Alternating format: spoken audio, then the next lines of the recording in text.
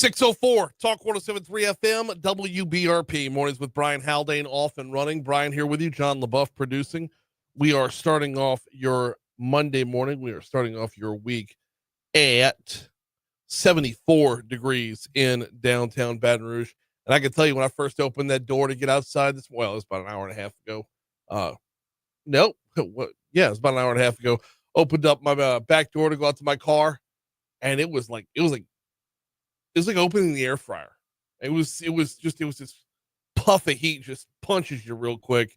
So it is going to be a nasty morning. On the earlier parts of the morning, we will have everything for you. You heard the forecast from Kate Cowan. We will expound upon that in top stories in just a little bit, and we will have one eye on the weather throughout as we make our way through this squall line coming through Baton Rouge. It looks like north of us is going to get it worse than we are, which, I mean, I suppose I'll take it. But you look at this line of storms here. We're at the very bottom of what is running all the way up through Tennessee this morning. It's a large squall line. It's going to affect a lot of people, and we are in it. And we're in it like in the middle of it right now. So, or I should say on the front end of it right now. So, all that being said, let's dive right in. Big bad beats over the weekend at the polls. Let's roll. Top stories and trending.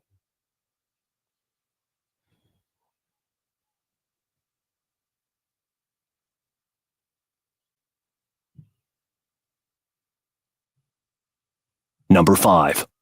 Yeah, a little thing we like to call why we can't have nice things. We're going to start off with Saturday's elections. All 4 amendments failed to pass, and it wasn't close. Amendments 1 and 2 were 65% thumbs down. Amendment 3 was 66% thumbs down. Amendment 4 was the closest to clearing the hurdle with only 64% thumbs down. Number 4. In St. George, Dustin Yates was elected mayor. David DeLucci snags one of the at-large council seats. Jim Talbot and Sean Weish are in a runoff for the other.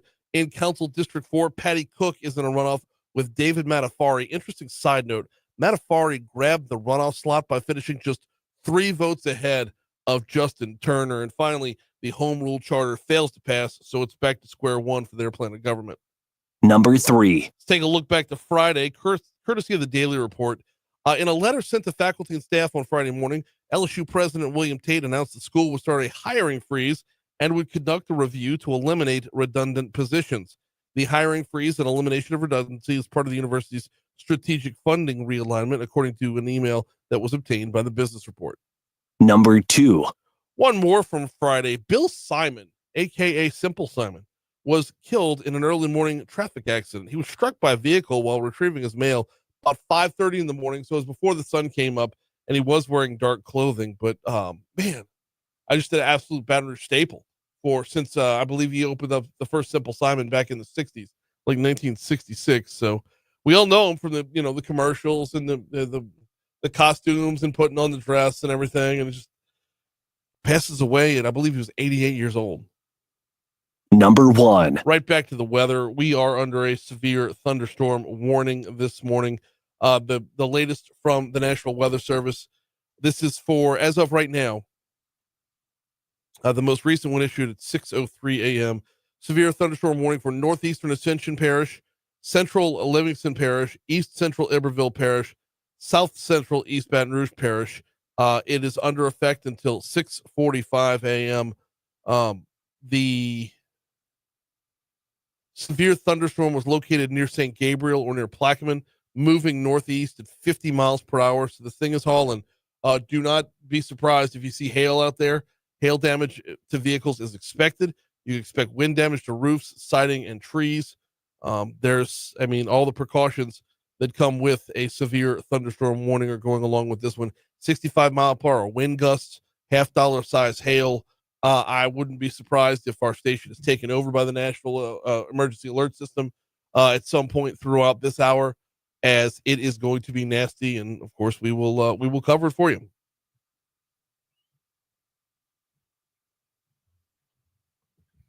Oh, man, what's trending this morning is Donald Trump told NBC News that he wasn't joking when talking about possibly running for a third term. Why? In case you were wondering, yeah, he's not kidding. Okay, it's Not the playing around. 22nd Amendment to the Constitution, I believe. It says you can't do that. Can't do it. And Trump's like, I'm gonna try. Yeah. I no, and look, I'm sure there are lawyers out there that can make the argument. And Right. that's what they do for a living. They argue. I'm sure there are lawyers out there that can make the argument of why it would be legal. And I'm sure that Donald Trump would want to. Oh, but my of course. goodness. Okay.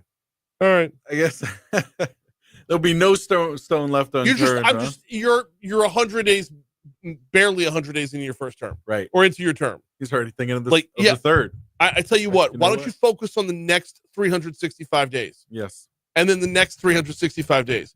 And then when you start to get midway through your term and you start looking at that punch list of things you wanted to do as president, then take a look at it. Although, how much do you think is just him throwing something shiny out there to troll liberals? Oh, probably. Yeah. At this point, of course. Tragic news coming out. Man, the death toll from Friday's earthquake in Myanmar has risen to 1,700, with another 3,400 injured and over 300 people still missing. Wow, and that number went up from last night. Because when I went to bed last night, it was under 1,600. So, and the number missing has gone up as well. Yeah. By what, 200 people? Yeah. Insane. Yeah. Well, have you seen any video footage? Yeah. The one from the hotel in Bangkok with the rooftop pool, where the building is shaking and all the water is just shaking out of the pool. So I saw two videos from the same hotel, one with someone who was in the pool, and they're like holding on to like the pool filter for dear, like, you know how the little flappy thing that goes in there? Yeah. They're holding on for dear life because the water is whoosh, back and forth. Goodness. And then I saw another video from someone who's in one of the hotel rooms that was just underneath it. And you see splashes and waves of water falling over the side. Both, I mean, the one who's inside was like, I'm going to die today. This building, it can't take this. It's going to go down. She was convinced that she was going to die. It's terrible. Yeah. My goodness. And less tragic news. Oh my goodness. Phil's Oyster Bar and Seafood Restaurant will be featured on the American food reality TV series Diners, Drive-Ins, and Dives on Food Network next month. So I can't. Well, I'm a little upset. I'm a huge Guy Fieri fan. Yeah. Yeah. Oh, love me some Diners, Drive-Ins, and Dives, man. Yeah. Absolutely. Look, the dude just celebrates life, man. That's it. He doesn't do anything. He catches a lot of crap for it. He does. Doesn't he? He does. He's just a out lot there of living. undue crap. When all he does is, well, first of all, brings a whole lot of money into small businesses. Not that Phil's needs the help. Right? I mean, it's cool to see, you know. Yeah, but can you go somewhere that isn't already packed at lunchtime? Right. I mean, yeah. I don't. Would you call Phil's a dive? I don't know. Not necessarily. No. Yeah. No. Diner, I guess. Maybe, I don't know. I got a little more respect for Phil's for just the name, you know.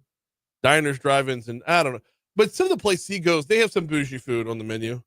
And I'm glad that he came to Baton Rouge and went. I am glad he went there because you know he's getting done right. You know Baton Rouge is going to represent right. Oh, for sure. You know, and that's what it is. The family, the piazzas, like the whole shebang. It's he did right. I'm all right. You know what? Yeah, it would have been nice to see him go someplace like Why am I breaking on her name? Z Street? No, Bullfish. Bullfish. Okay. Bullfish. Okay. What? Because you know she could use a little pub. You know? Yeah. Okay. You know? But if you go to Phil's, you know you're getting it right. I wonder what he had. I guess we're going to find out. Oyster Pobo probably. Next month. Yeah. Oh, I'm in for it. Yeah. I'm a little upset I missed him, though. You know? I love cool that guy dude. to me. Yeah. Yeah. Full of life. Because, you know he's energy all the time, right? He doesn't turn it off. I can't imagine he would. No, I'm sure he gets back to the hotel and he just dials it down to a 0, you know? He decompresses. Yeah. All right, we're at 6. Oh, we're running long. I tell you what, quick break, come back. Baseball, softball, we'll talk about them next.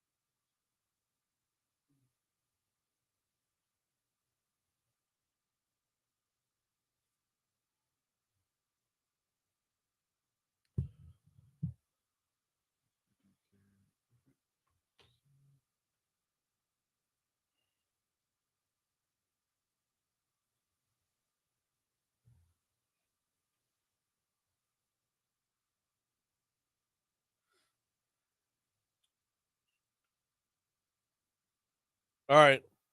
Grilled oysters and crawfish cheesecake. What do you mean? Oh.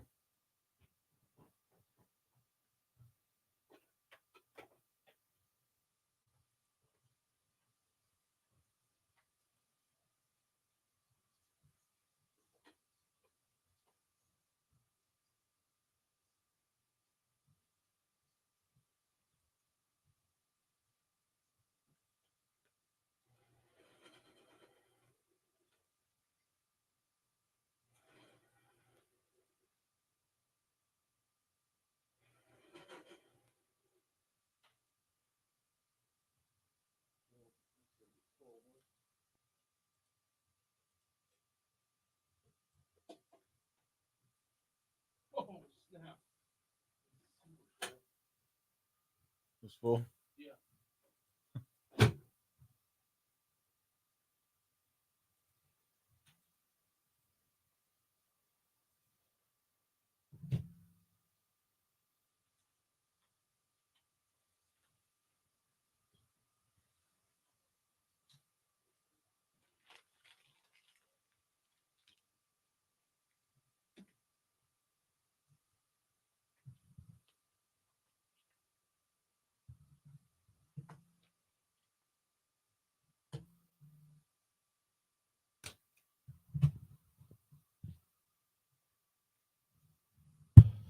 617 Talk 1073 FM WBRP mornings with Brian Haldane rolling right along. Let's cover all the sports from the weekend.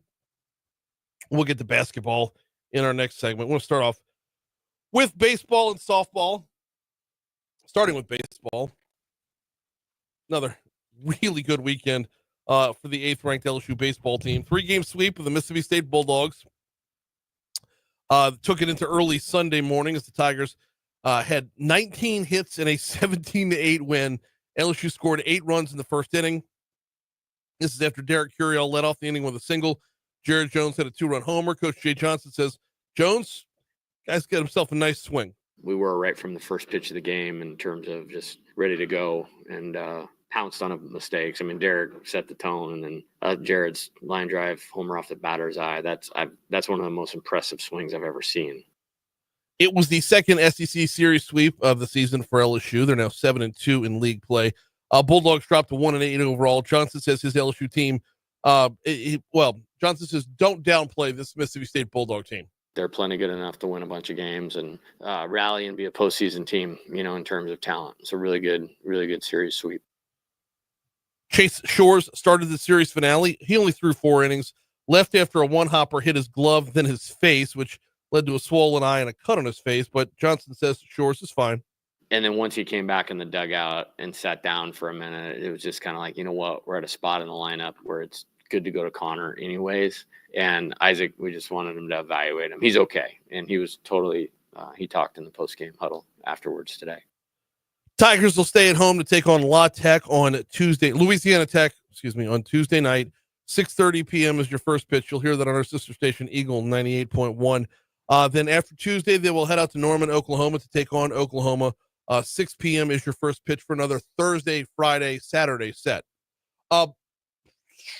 Let's pivot. Oh, well, no. We're going to pause, check the Fox Business Report. We'll check traffic. Then we'll hit up softball and women's basketball next.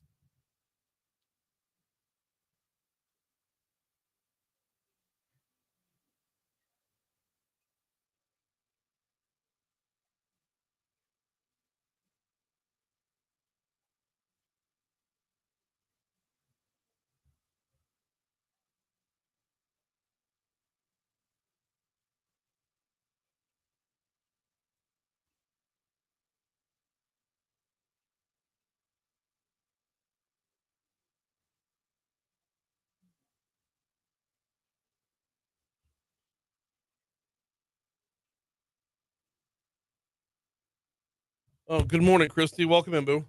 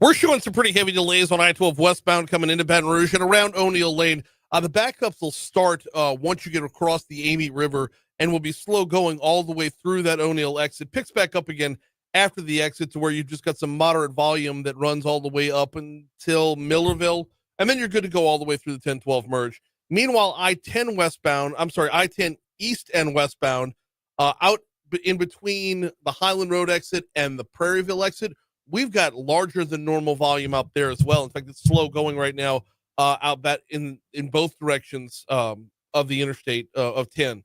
Flipping it around to the other side of the river, we're good to go coming in from West Baton Rouge Parish. Both bridges are looking good as well. I-110, you're going to find some heavier than normal volume up around, what's that cross street there? I can't see the cross street. You're going to find heavier than normal volume on 110 northbound, specifically all the way up until it gets to Scenic Highway. I'm not showing why it's heavier than normal right now, but there's a lot of yellow. It's not in the red, but there's a lot of yellow going on 110 northbound. Meanwhile, surface streets, there are no accidents to report at this time. If you are supposed to be out in traffic right now and you can hang tight for about an hour or so, while this weather passes through, you might want to do that because it is about to, if it's not nasty where you are right now, it's about to get nasty for the remainder of this hour and probably some over into the next hour as well. That's your look at traffic from the Shawbills Tire Traffic Center.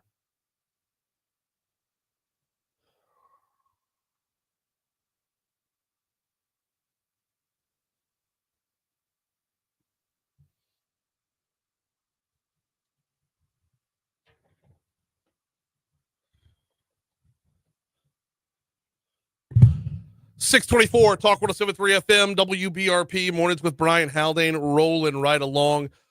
We are going to get back into sports from the weekend in just a second. I do need to remind you about the folks over at Landmark Bank. You can check them out online at landmarkbankla.com. Founded in 1897 as boy's coming down now. Founded in 1897 as a community bank. And in 2025, they are a community bank. If you live in the Baton Rouge surrounding area, if you live in Zachary, if you live in Denham, if you live in Brewley, if you live in Clinton, Greensburg, in fact, go to landmarkbankla.com, landmarkbankla.com, pull up the list of locations to find one near you. And don't just get yourself a bank, get yourself a banker.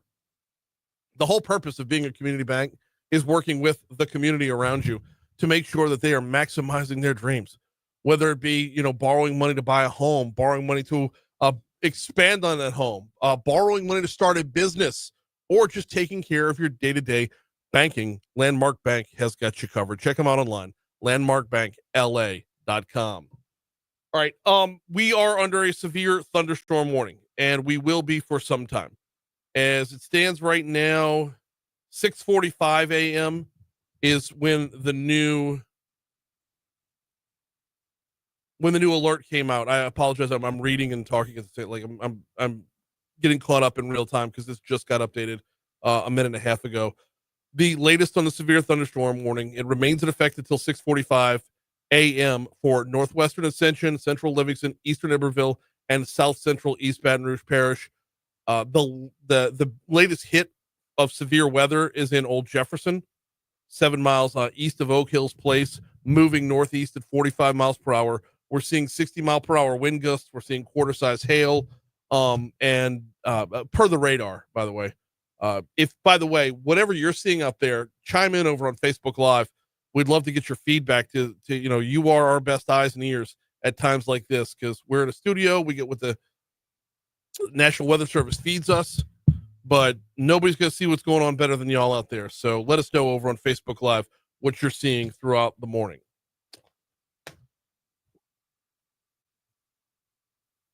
Elite Eight.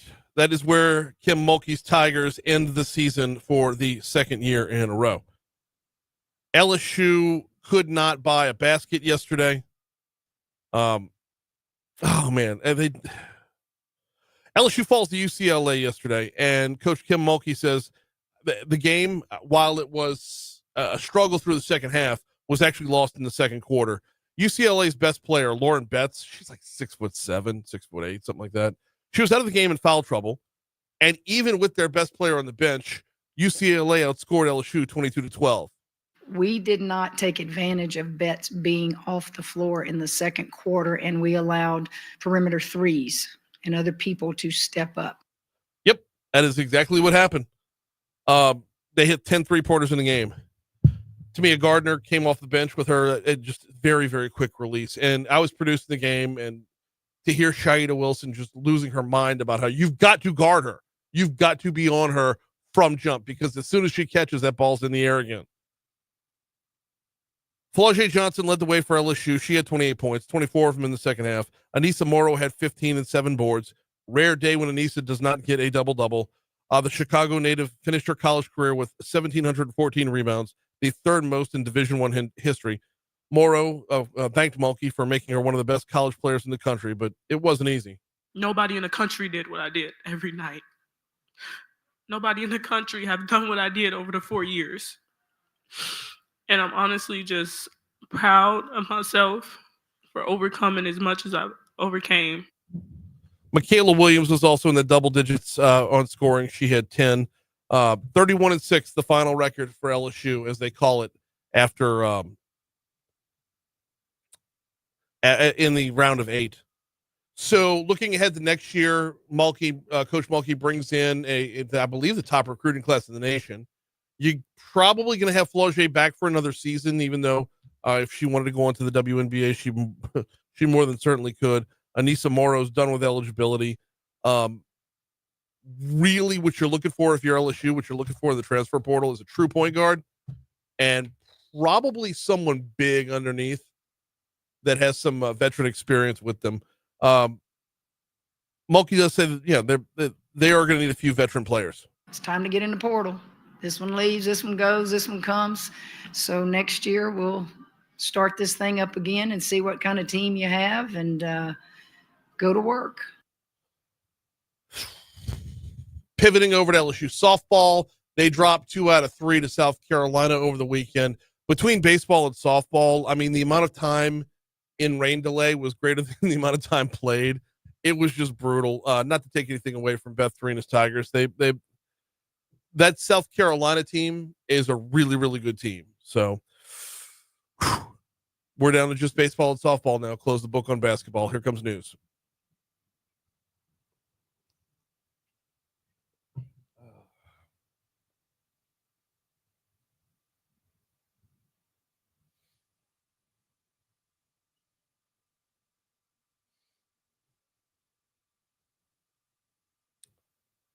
Rabo.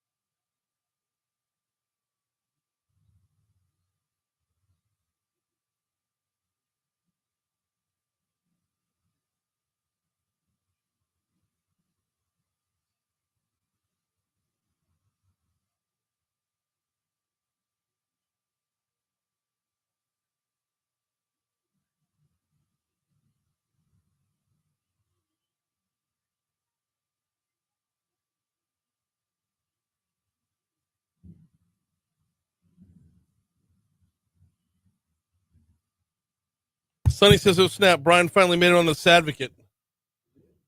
I'm assuming it's that pic that we posted to the Talks Facebook page the other day. I said, "Catching this." I bet you he snagged that and he's making fun of me. I bet you. Did you see I used that as a thumbnail for your other video? No, I did not. About you going off on Amendment 2? I did not.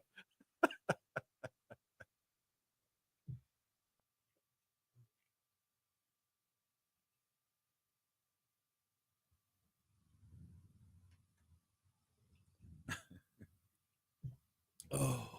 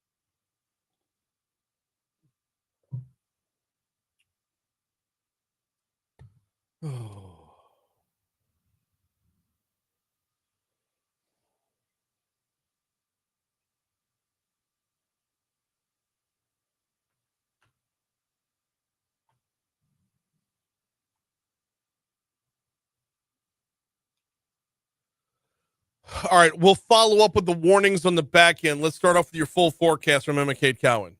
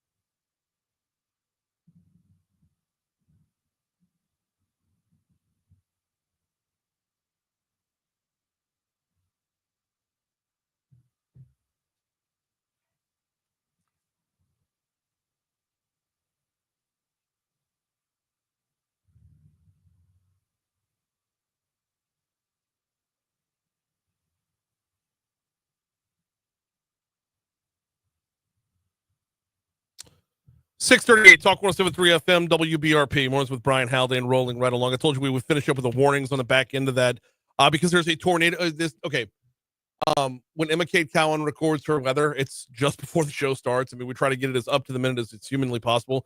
And then she's slammed with, her job over there at WBRZ and BRZ Plus and everything. So, and I just texted her seeing if she could sneak away to get us an update. But when she recorded that before 6 a.m., that severe thunderstorm watch was in effect. Now a severe thunderstorm warning is in effect. And let's give you the lowdown on that. Actually, before we get to the severe thunderstorm warning, there's also a tornado warning in effect as well. That tornado warning is for St. Helena Parish, Tenchbo Parish, and Washington Parish, which, on the one side, you never want to see a tornado warning. Circulation was noted on the radar. So that means they're pretty sure that there's tornadic activity out there. But the good news is, as the storm moves from west to east, St. Helena, Tangipahoa, Washington Parish, those are further east of us. That being said, the way this squall line is shaped, we're not done yet. Back to the severe thunderstorm warning. It remains in effect until, this says 6:45. I'm expecting it to be updated and extended out just a little bit. It's in effect until 6:45 for North Central Ascension, Central Livingston, and South Central East Baton Rouge. 5 minutes ago, severe thunderstorm was located near Port Vincent or 9 miles southeast of Denham Springs. What we are seeing with this severe thunderstorm is wind gusts up to 60 miles per hour, quarter-sized hail as well. Impact would be hail damage to vehicles is expected, and you can expect wind damage to roofs, siding, and trees as well. So just to kind of give you the rundown on where the National Weather Service is focused, St. George, basically. Westminster, Old Jefferson, Inniswald, the entire city of St. George, Shenandoah, Gardere, Oak Hills Place, and if you're moving into like Port Vincent, Denham Springs, French Settlement, Marydale, and then even Walker is what they're looking at right now with this storm. And I've got the radar opened up in front of me right now. We are in the absolute heart of it. So bad news being that this is the thick of it right now, and this is also the time when we're, getting out on the roads for morning drive. The good news is this storm is moving really, really fast, so hopefully we will be done with it in short order. However, and this is where I would need some sort of degree in meteorology, the tail of this storm, it looks like it's going to drag us for a little while. Like, whereas if you had a squall line moving straight across, we would be over with already. But with the way this thing's moving, it might take a couple of extra minutes. So I would not be shocked to see the severe thunderstorm warning from the National Weather Service extended out until the top of the hour instead of 6:45, which is only 4 minutes away.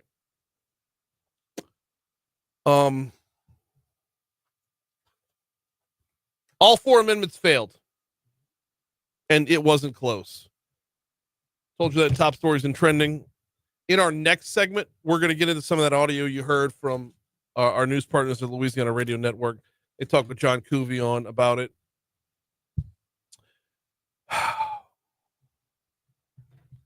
I made the mistake of getting emotionally involved. I was a full-throated proponent of amendment number 2. I don't always share who and what I vote for because I believe that's private, personal, it's sacred. But I was a full-throated proponent of amendment number 2. Voted for it, and apparently I was way in the minority here. You're going to hear news story after news story about why it fell short. But I'm going to put this out there as my own take. Way back in November, John, do you have that Jeff Landry cut? Okay. We go to 46 or 47 here. Okay. Well, good, because I got to beat. Okay. Way back in November, when the special session on tax reform closed, and this thing passed, Julie Emerson's bill passed, and it was in the hands of the voters from there, I had an initial concern about this. My initial concern was that it's a 115-page bill. a lot got lumped into it. You're rewriting an entire article of the state constitution.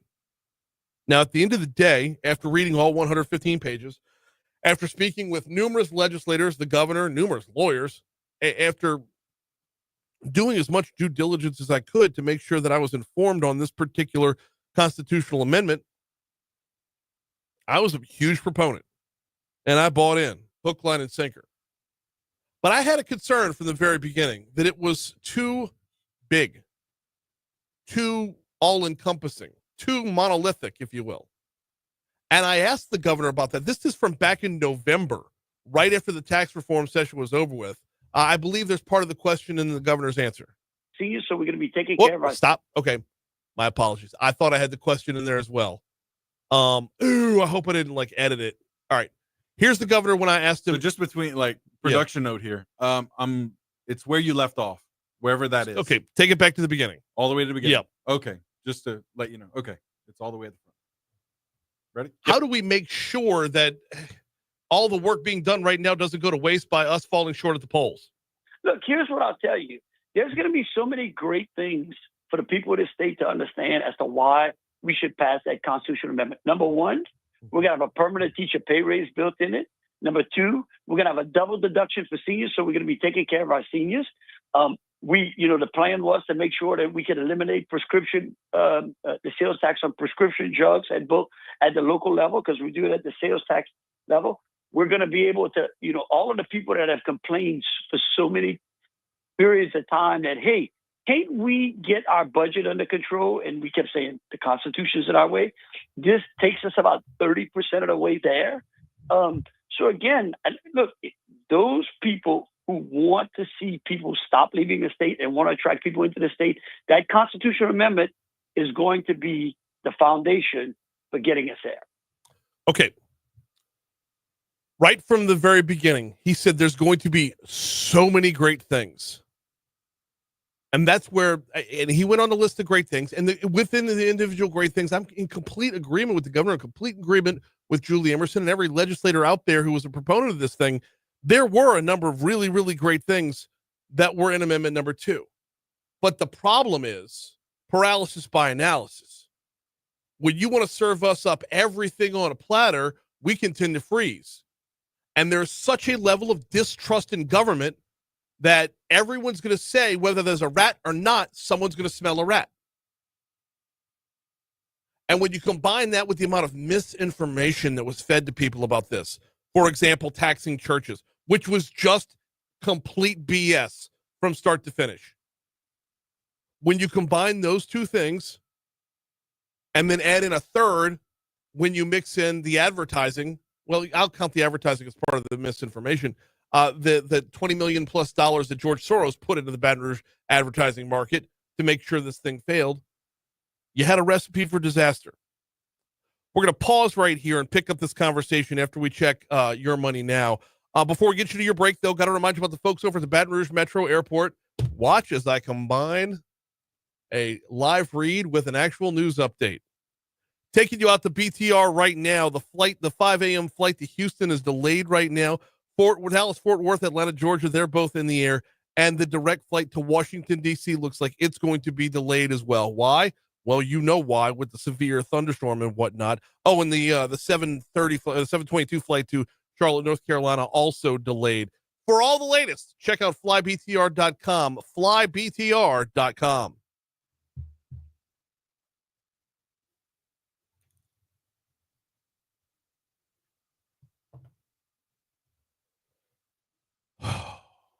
Yeah, I bought in. I hate when I get emotionally invested. I feel like less of a professional when I get emotionally invested. But I saw the potential that came with this to unlock the power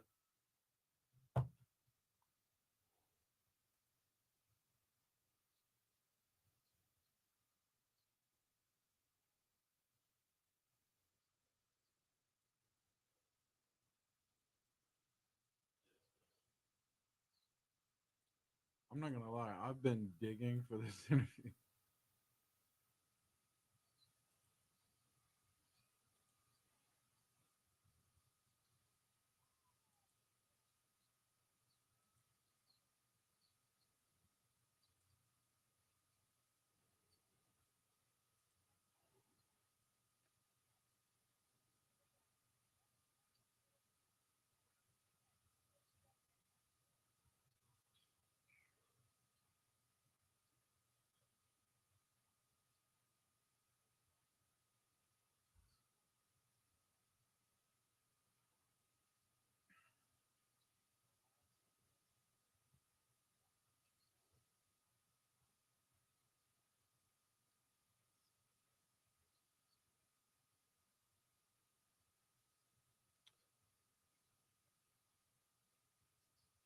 Are we done? What do you mean? Done with Son of a bitch. Gordy canceled the morning meeting. Which now that it's at 10 o'clock, you should start going. Yeah, I was actually just gonna be thinking about that. With Like, it at 9 do I when go it, to that? no, okay, so no, you haven't been because when it was at 9 o'clock, you were Yeah. still doing your job, and Right. but you should be able to get everything posted Mhm. at least on the audio side and get started on the video Oh, yeah. side. All right, yeah, Oh yeah, I can make it. I just never knew if I was yeah. to actually go to this. Yeah, I'll definitely start going then. I didn't even know if that even applied to me. But now that I know, yeah. It does I'll do not normally apply to part timers, but it. Yeah. we're looking for more for you. So Okay. Yeah, I'll be there. we're looking to grow you. Well then I'll be grown there, I guess. Gross. There's no way out of that safely. There was no way out of that safely, John. grown by Gordy. What? No. Yeah, no, for sure. Yeah. I mean,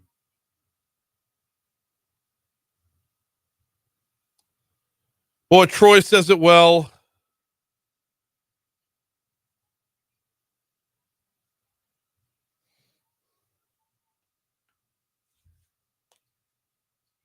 Eric says you could hold an Olympic boat race on Sherwood in heavy rain. Oh, shoot. You know what? That's a good point. so we're just gonna pivot here. No, we're staying with, we're going to pivot away from, The interview. Scott Payne. We're going to go to those Yeah. LRN cuts that I was supposed to use last segment. Yeah. God, I wanted to hear that. I'm legitimately pissed. And I've been digging. I've looked through all of The March, number of even people who were in February. the studio on Friday, the number of people who were in here on Friday, it had to get deleted before it got saved. And I need to save something the minute I'm done with it. I need to save it. That's my fault. But I remember when I came back down to do community concerns, I was like, or no, when I came back down to do my promo, I was like, I usually leave everything. yeah. When I came back down to do my promo, it was empty. There was nothing in that field. Because I don't know if you noticed, but like even when I leave I don't know, it's a bad habit, but I leave everything up in Adobe. No, I know you do, which I'm Like, you appreciative ever of. notice that? Like you come No, down, it's probably like filled I'm with, like- appreciative of that because I do my Mathern's minute for the afternoon, and I'll Right. grab a minute of audio. Yeah.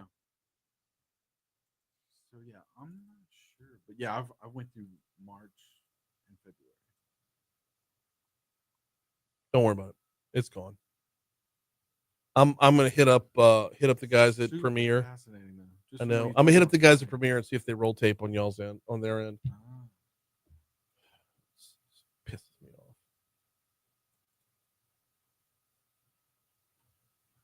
I'm considering playing Kostya Kennedy at 8:35. He got a book about Paul Revere. That one I know is in there. I saw it while I was looking for the other one.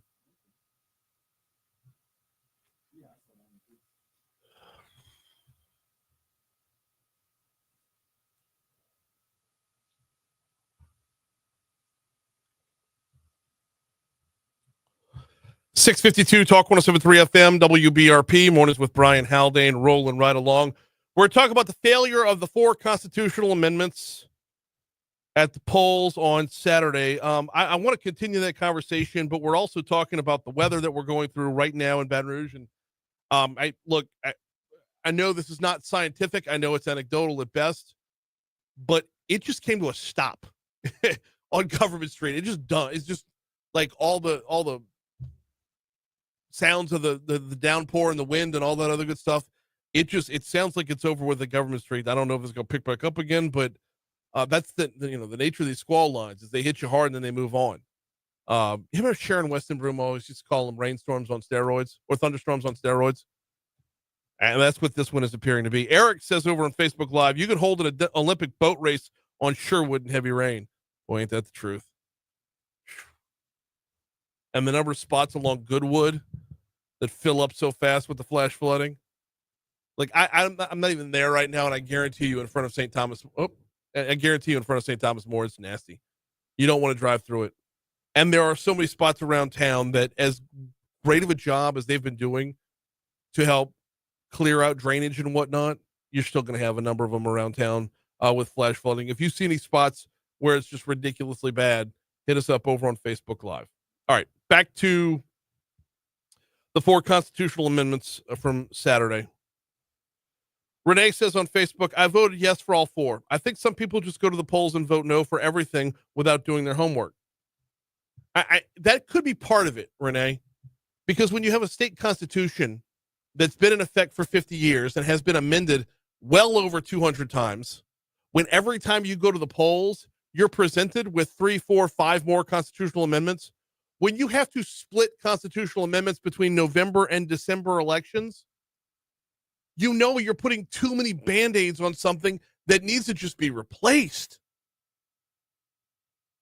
And that's where we're at right now, is we're in a position where until we have a full-on constitutional convention, we are going to continue to see this sort of trend. Where if you want to do something small, something minor, something that doesn't affect change, something that looks pretty, and you get to go back and tell your voters, you can go back and tell your constituents, oh, look at me, I'm working. You can get that passed, sure. When you want to put a shovel in the ground of the garbage that is this state's constitution over the last 50 years and make a major overhaul, you're going to run into way too many problems. John Cuvion of JMC Analytics talked with our news partners over at Louisiana Radio Network. He says one of the problems was that the governor didn't start campaigning for the amendment until the week of early voting. Cut 10. You have to be able to give time for your message to sink in. If you're just starting to rev up your messaging on the week of early voting, not only are you missing the early voters, but you're not having enough time to get to the election day voters either. Especially when you've got so much to unpack. A 115-page bill, to be exact. When you've got that much to unpack, messaging needed to be consistent from January 1. Very consistent, like repetition, like trying to get yourself in shape. It should have been a New Year's resolution, like going to the gym. Now, let's pause real quick to kind of reset what Amendment 2 actually did. It sought to make major changes to Article 7 of the state constitution. So that's included lowering the maximum income tax rate, limiting annual budget increases. It limited annual budget increases, y'all. Like, that is the definition of fiscal conservatism. And it made it harder to approve new tax breaks. Cuvion says the governor and a number of Republican lawmakers took too big of a swipe at changing the state's tax code. In other words, perhaps incremental changes would have been more advisable as opposed to what appears to be trying to replace a whole section of the Constitution in an overlong amendment. The problem with that, and I think John would agree with this, is the problem with that is to pick and choose which ones you wanted. You needed the full overhaul in order for it to make financial or fiscal sense for our state legislature. You needed the whole overhaul because you run the risk of, okay, let's say you approve the teacher's pay raise, but don't approve paying down the debt that allowed for the teacher's pay raise. Well, now all the teachers get a $2,000 pay raise, but we didn't do the work on the front end to free up that money for them.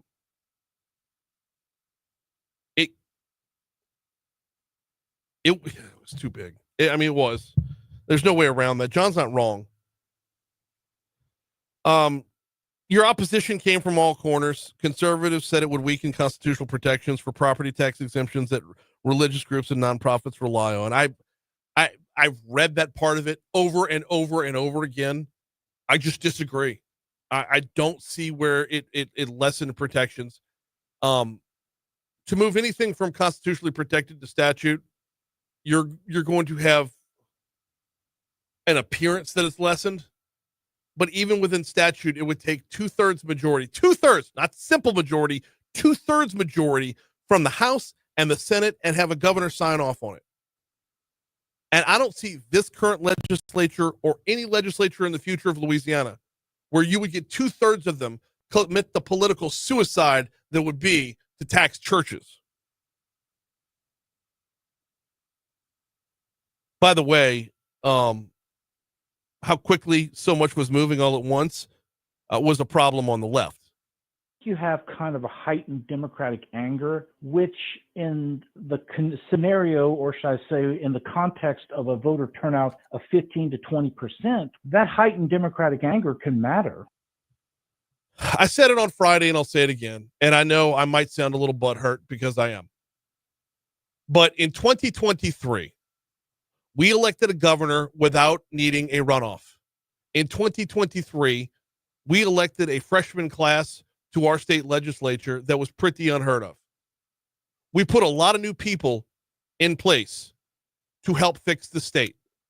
This was their first really big go at saying, you put us here, now let us cook.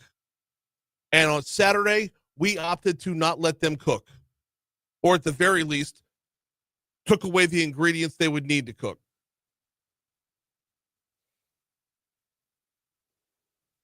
So where do you go from here? How do you pivot to get started for the fiscal session? Do you go back at this incrementally? That's what the conversation is going to be until April 14th when the legislative session opens up. We had something. All right. Quick break. We got news, we got traffic, we got weather. We'll continue with hour 2 next.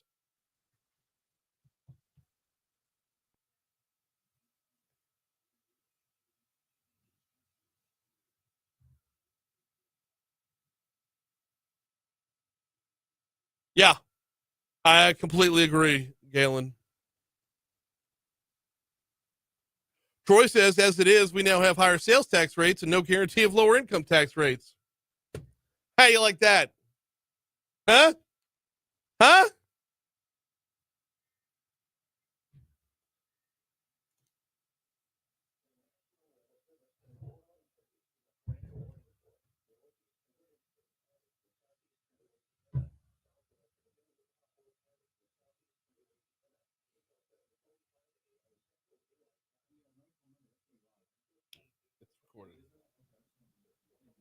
I don't know if it's under March.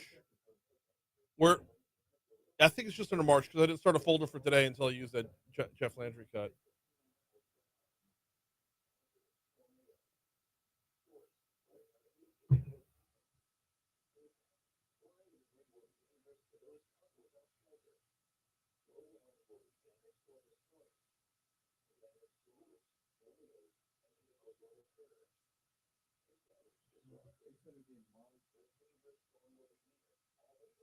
Like the overall March folder where you have the individual day folders.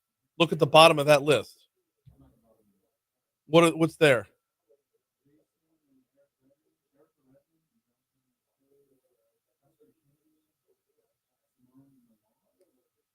Go back to Thursday's folder. Wait, was it Thursday or Friday?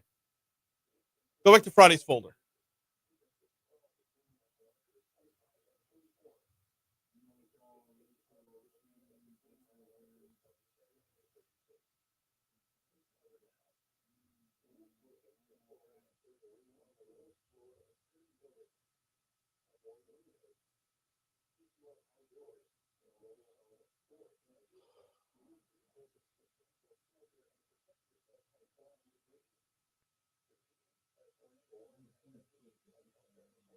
Okay, go back to the year 2025 and just look up Clark.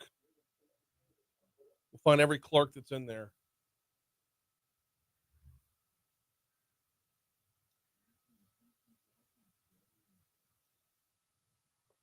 And that's not Clark.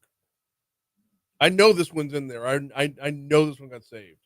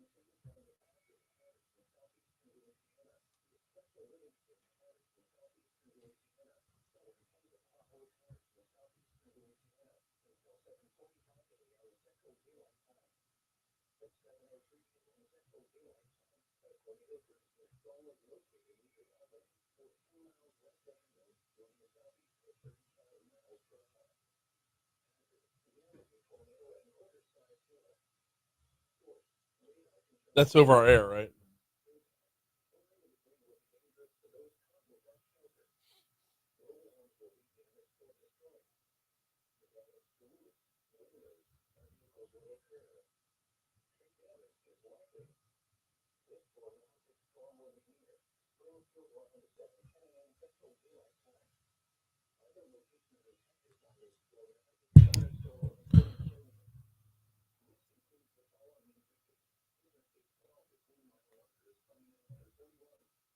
Just waiting on the weather.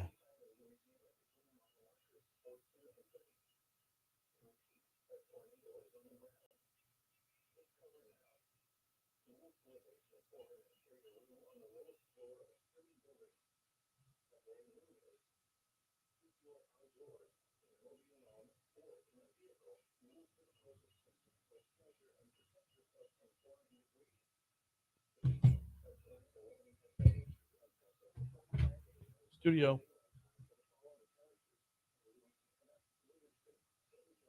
Appreciate it, man. Yeah, so Keith just posted it on Facebook. So thank you, man. Appreciate it.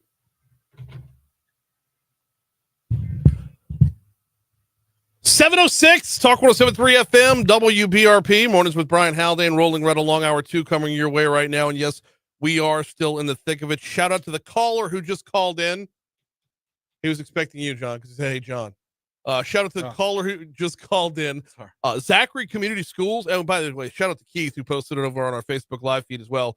Zachary Community School District has canceled classes today due to the weather. Okay. That is the first. I don't know if we're going to see any other announcements like that because once this storm has rolled through, it will have rolled through. Obviously dangerous on the roads right now with the heavy thunderstorm that we've got. It is bad out there, y'all. And it's looking like we're going to have some form of rain for another couple of hours. This should scale back once morning dry. Well, it's going to rain probably until about noon today. I don't think it's going to be as bad as it is right now the entire time. But you heard the forecast from McCade Cowan. We're going to be under that severe thunderstorm watch until 11. Now, as it stands right now, we are under a severe thunderstorm warning that has been extended. I thought it would be extended through 7 minutes, but it's extended through 7:15. So just please be as careful as you absolutely can. If you could be late this morning, be late this morning. It's just the roads are not ideal, to be sure, and that is such an understatement. All right, hour 2 coming your way right now. We're looking some. I'm hoping we can get this right. Medical Monday. Apparently, we had a problem with our recordings from Friday. Like everything we did on Friday to get ready for Monday, it's not there. Anyway, hopefully we'll have Medical Monday for you on our next segment. Also this hour, Will Green from LABI is going to stop by. We'll talk a whole lot more about the constitutional amendments falling short, way short on Saturday. Right now, top stories and trending. Let's get it.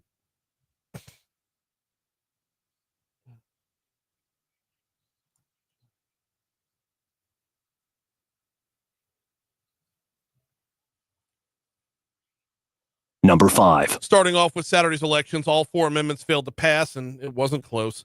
Amendments 1 and 2 were 65% thumbs down. Amendment 3 was 66% thumbs down.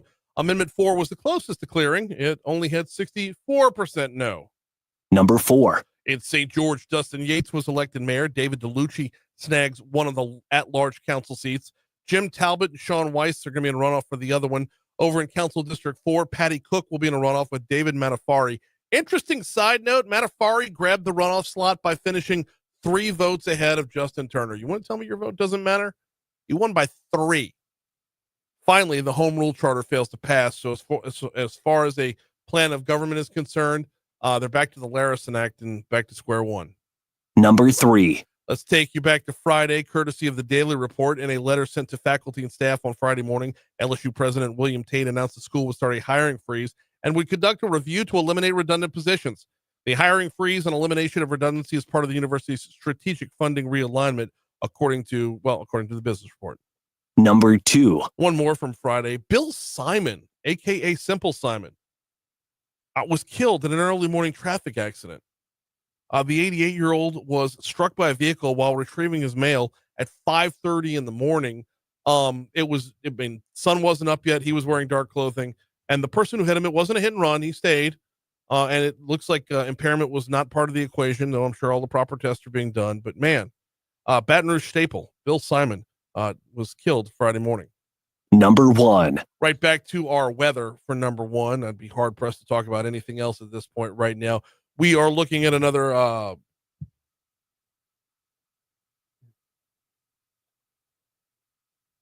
we're looking at another 5 minutes or so of the severe thunderstorm warning, although I'm sure it will be extended again the way this is stacking up right now. Severe thunderstorm warning in effect for North Central Ascension Parish, Central Livingston Parish, South Central East Baton Rouge Parish. And what we're looking at from that, 60-mile-per-hour wind gusts, nickel-sized hail. Also, we've got that tornado warning going on for St. John Parish, St. John the Baptist Parish, Lower Livingston Parish, Lower Tangipahoa Parish. So as the storm is making its way from west to east, we're seeing more areas included on the western side. On the eastern side, as it continues to move forward. The next few hours, we'll still be in the thick of it here in Baton Rouge for, I guess, the nasty part of the squall line, at least another half hour to an hour before it scales back any at all. And that doesn't mean we're going to be done with rain. We will have some thunderstorms throughout the rest of the morning. By noon, though, it's looking like this is going to clear out a good bit. By 2 p.m., the sun should be out, and we'll be definitely in the clearing stages. By this evening, it'll be like, our typical springtime weather. So those are your top stories.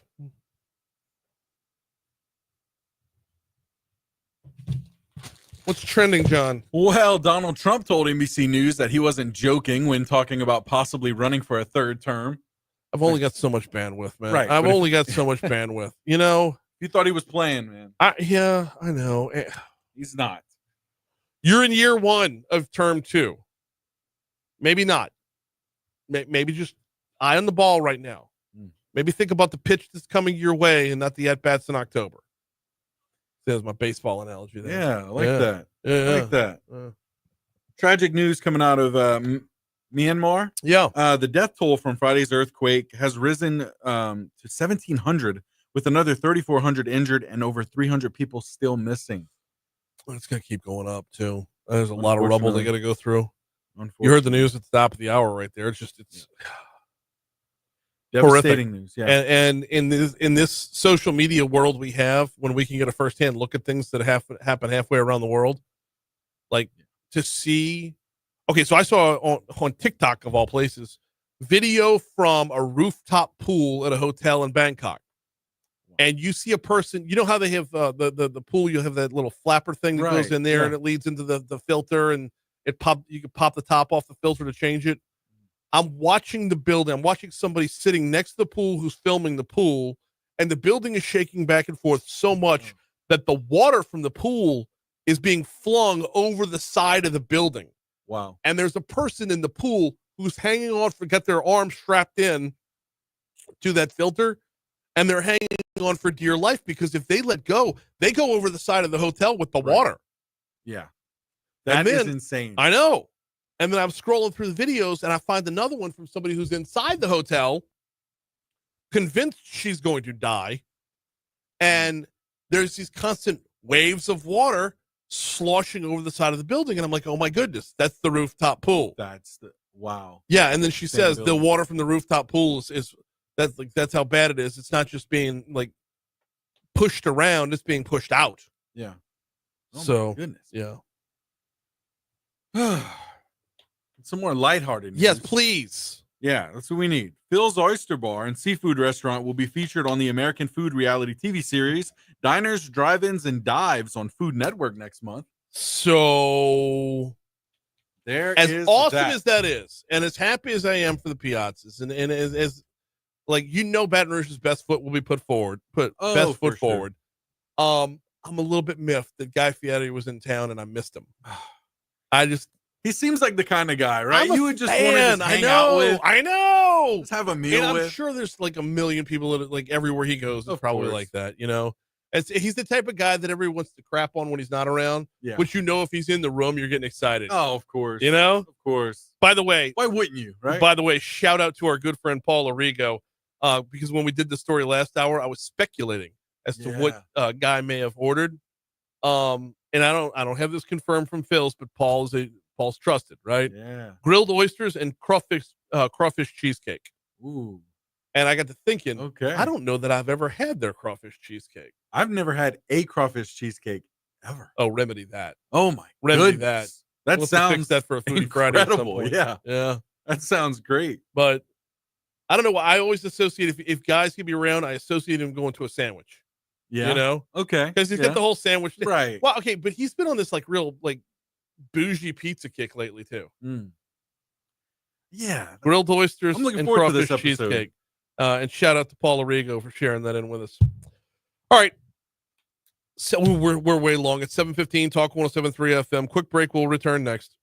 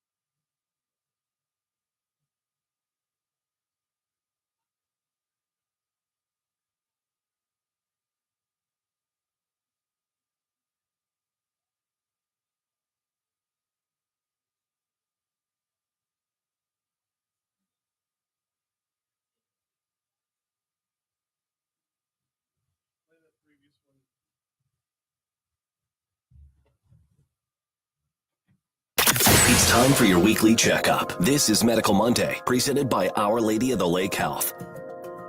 It is, in fact, Medical Monday, and we're talking colon cancer this week. We're talking about the Go Hero, and we're talking about Dr. Asif Talukder. He's back with us again. Doc, how are you? I'm great.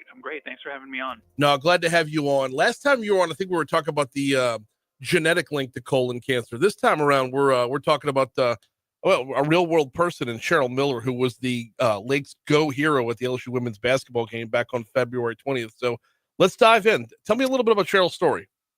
So Cheryl is an incredibly inspiring person. I mean, just outside of all of this, she came to us 2 years after having a negative colonoscopy, meaning she had a colonoscopy for screening and was told it was completely normal. And 2 years later, ended up in our hospital with abdominal pain, which she thought could be for any number of reasons. But we got a CAT scan, which showed that she actually had a mass in her colon that was blocking her or causing an obstruction. Additionally, Cheryl has something called polycystic kidney disease and polycystic liver disease.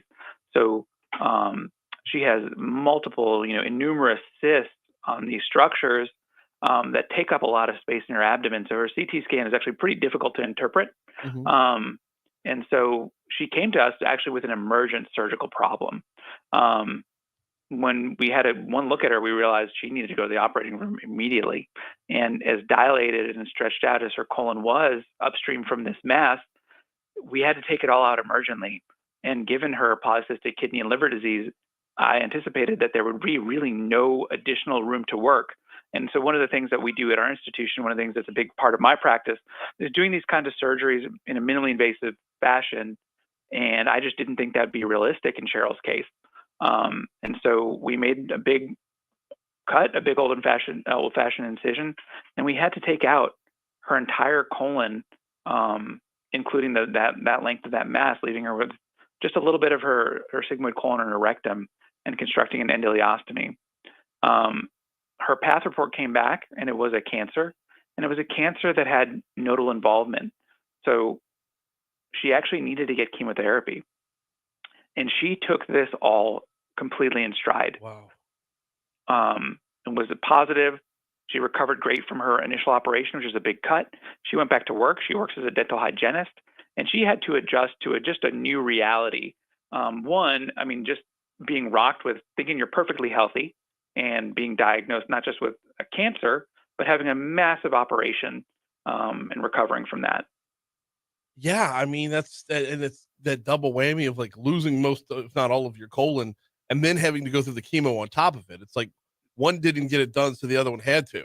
Right, exactly. Wow. Exactly. But she took it all standing up. I mean, you couldn't imagine a brighter person, who just took this all in stride and realized that whatever it was, that she was going to be able to beat it. And then that mindset, that mentality carried her through all that. And I should say Cheryl is actually really an inspiring person, because her husband actually had a stroke. I can't remember exactly when, but she was the one who discovered him in their swimming pool, unable to move. And her husband's a police officer, a big guy. Cheryl's probably not taller than 5'2". And Cheryl lugged him out of their pool, packed him up in their car, and drove him to our stroke center, and actually nursed him through his recovery from that. When he's completely recovered, he's back to work. And, he took her illness in stride and realized that this was his chance to take care of her, as she had kind of taken care of him in recovery from his stroke. Wow. I know this isn't part of the medical end of it, but what an amazing couple. I can't imagine well, you would have to imagine that that level of support and love for each other is the difference maker here. I mean, you did your job, Doc, but they did theirs as well. Oh, no question about it. I mean, my part is only just a small part of this journey. I see them, for their operation. I see them a couple of times post-operatively, but the day in, day out reality of all this. Yeah. I mean, that is all of them. Did I read right? She went and got some ink. Oh yeah, that's right. So Cheryl, it was funny, between the time that I saw her for her post-op and the time we started to evaluate her for reversal of her ostomy, got herself a tattoo on her forearm that just looks incredible. The color for colon cancer awareness is it's a blue ribbon. Mm-hmm. And so she has a blue ribbon that fades out into a feather. And I noticed this on the inside of her forearm when I was doing her colonoscopy, or I was examining what was left of her colon to see if it was adequate to reconnect her to intestine. And I took a photo of it without even thinking about it. She was knocked out by the time I realized it. And so I had to actually go back and ask her for her permission, because I was just so inspired by how it looked that I thought, man, I would really like all of my cancer. Cancer is kind of the cornerstone of how I see my practice in this specialty. Yeah. And I thought it would be so nice to share this with my other cancer patients. And so I actually worked with a graphic designer. We used that photograph with Cheryl's permission, of course, to create, a pin that I can share with my patients as they kind of start this journey. And she seemed like the perfect person, to bring that kind of energy into my practice. We are talking colon cancer and badass tattoos with Dr. Asif Talukder from Our Lady of the Lake. Doc, let's talk a little bit about the rest of your team here. because I mean, as you were the colorectal surgeon who operated, but this is one of those where teamwork makes the dream work. So yeah, I'm just one part of a massive. We like to think of ourselves as really a cocoon that's of support that surrounds the patient. So I'm just one part of a multidisciplinary team, and we are successful because we are a functional team. Mm-hmm. And so the team is not just the surgeon, but also the medical oncologist, the pathologists who look at these specimens and make critical decisions about what's a positive lymph nodes and what's a margin, the radiologists who are constantly looking at CT scans and comparing them, but also the oncology nurses who are kind of hooking up the patients to chemo, accessing their ports, supporting them, kind of fielding phone calls, telling them what's normal, what's abnormal, nutritionists who make sure that our patients are healthy, our social workers who make sure people can get to their appointments and have transportation.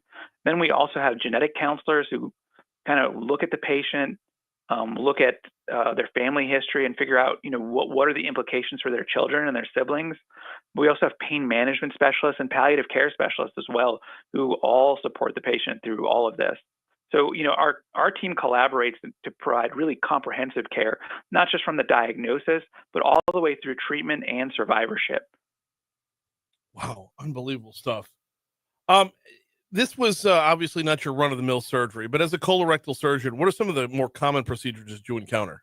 So obviously, colon and rectal resections are the biggest part of what we do. Mm-hmm. But then we also do sort of more mundane things like hemorrhoidectomies and simple little abscesses and boils that need to be drained. And that was one of the big attractions to the specialty for me was there is no one type of colorectal surgery patient. You have elderly patients, you've got young people, you've got people with hemorrhoids, you've got, on an average day, I might see someone who's 18, I might see someone who's 80 with a full spectrum of benign and malignant problems that all need to be addressed. We've got just a couple minutes left with Dr. Asif Talukder. Let's bring things back up to the top of the conversation, and we got wrapped up in Cheryl's story there. But talking about colorectal cancer, what should folks be on the lookout for? What are some symptoms that typically occur? Okay, so colorectal cancer symptoms typically include changes in bowel habits. So you might go from having kind of regular stooling habits to noticing that you're always having diarrhea for no reason, or you're always constipated. You may notice narrowing in your stool, or the big one that we worry about, rectal bleeding, blood in the stool. That is something that needs to be evaluated. I'm asking anybody who's listening, do not dismiss that as simply just hemorrhoids.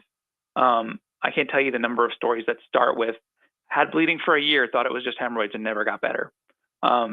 Abdominal discomfort, cramping, gas pain, a lot of things are just kind of written off. Then just feeling like your bowel doesn't empty. You have a bowel movement and you just feel like it just was not satisfying. Not everything kind of got evacuated. And then the more insidious symptoms, weakness and fatigue, you're more tired, when you take a lap around the neighborhood than you used to be, and unexplained weight loss. Those are the things that we really worry about. And then the other thing is about 30% of cases are totally asymptomatic at the time of presentation, meaning the patient had no symptoms whatsoever. Wow. And just to kind of go back to the last time we talked, genetically speaking, if you've got a history, obviously you need to be on a little bit higher alert. Yeah, no question about it. So, we always think about things in kind of a 3-2-1 rule. So if you've got, multiple family members running across multiple generations, that is a big red flag for us. So, 3 family members across 2 generations, if one family member is less than the age of 50, those are all big red flags to us that you should be evaluated and a higher level of scrutiny should be taken to any symptoms that you might have. As far as screenings are concerned, what do folks need to know, and at what point in life do they need to know about it? So screening starts at age 45 for an average risk patient. And, our preferred method of screening is always going to be colonoscopy, because colonoscopy is both diagnostic and therapeutic, meaning if we see a polyp, we can remove it right there. on the spot. But there are other options for screening because we know colonoscopy is not realistic for everybody. There is a reality to not being able to take time off from work in order to get the procedure done. So there are stool-based tests that you can do, and there's in-office tests that we can do. The worst kind of screening is nothing. And so we think that an average risk patient should be screened at age 45. What qualifies someone as average risk? Meaning that they have absolutely no risk factors whatsoever. Gotcha. They've got no family history. They've got no symptoms, nothing. They're just, kind of the way that everyone thinks of themselves. Where can folks go if they want to learn more? So the internet, like we go for everything these days. But I would say, you always want to go somewhere where you can kind of keep the receipts. So somewhere that is institutionally backed. So cancer.gov is a great place to go. That's the National Cancer Institute. Mm-hmm. Then the American Cancer Society, cancer.org. And then for colorectal specifically, the Colorectal Cancer Alliance, which is just colorectalcancer.org. And then obviously our cancer center has its own website, which was just launched. And it is fmolhs.org, where we can link right to it. And it'll get you, you might even see a picture of me on there. Yep. But and if you look hard enough, you'll find Cheryl's story there as well. So yeah, good stuff. He is Dr. Asif Talukder. We always appreciate the time, sir. Thank you so much. Anytime. Thanks so much for having me.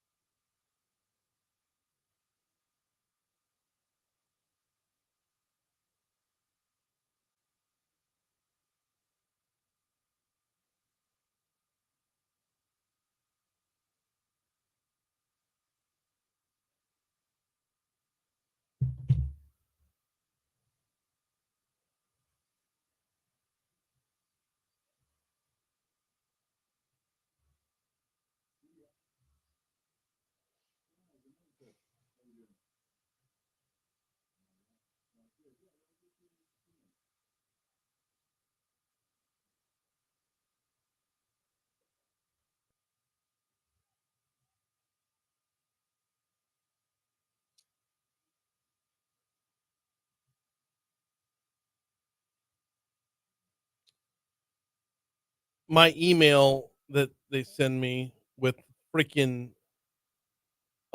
sports history thing, rather than posting to a document, they now put it on an e-doc or a Google Doc. So I don't have the ability to edit it.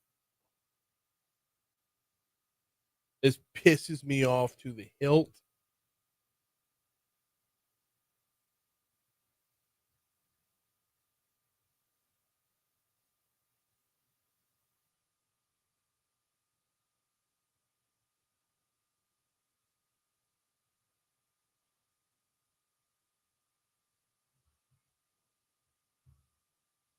Yep, I don't have edit access at all.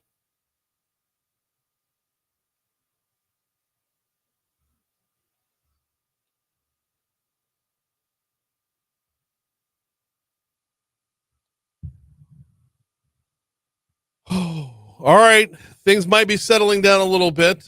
Here's your full forecast from Emma Kate Cowan.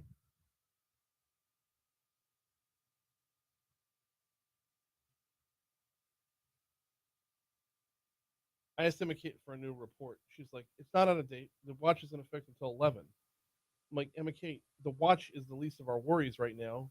We kind of need to worry a little bit more about the warnings.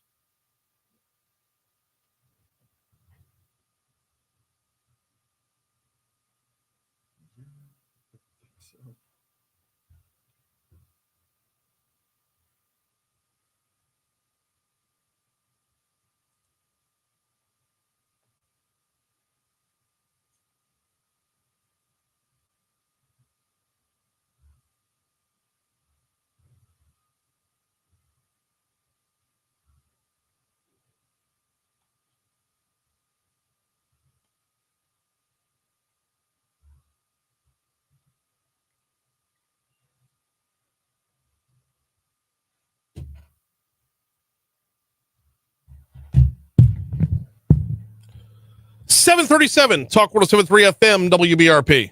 Mornings with Brian Haldane rolling right along. I'm very tempted to call this segment Why We Can't Have Nice Things. Take you back to Saturday. Constitutional Amendment number 2 fails and fails miserably at the polls. Joining us now to talk about how we move forward, President and CEO of the Louisiana Association of Business and Industry, Will Green. Will, how are you, sir?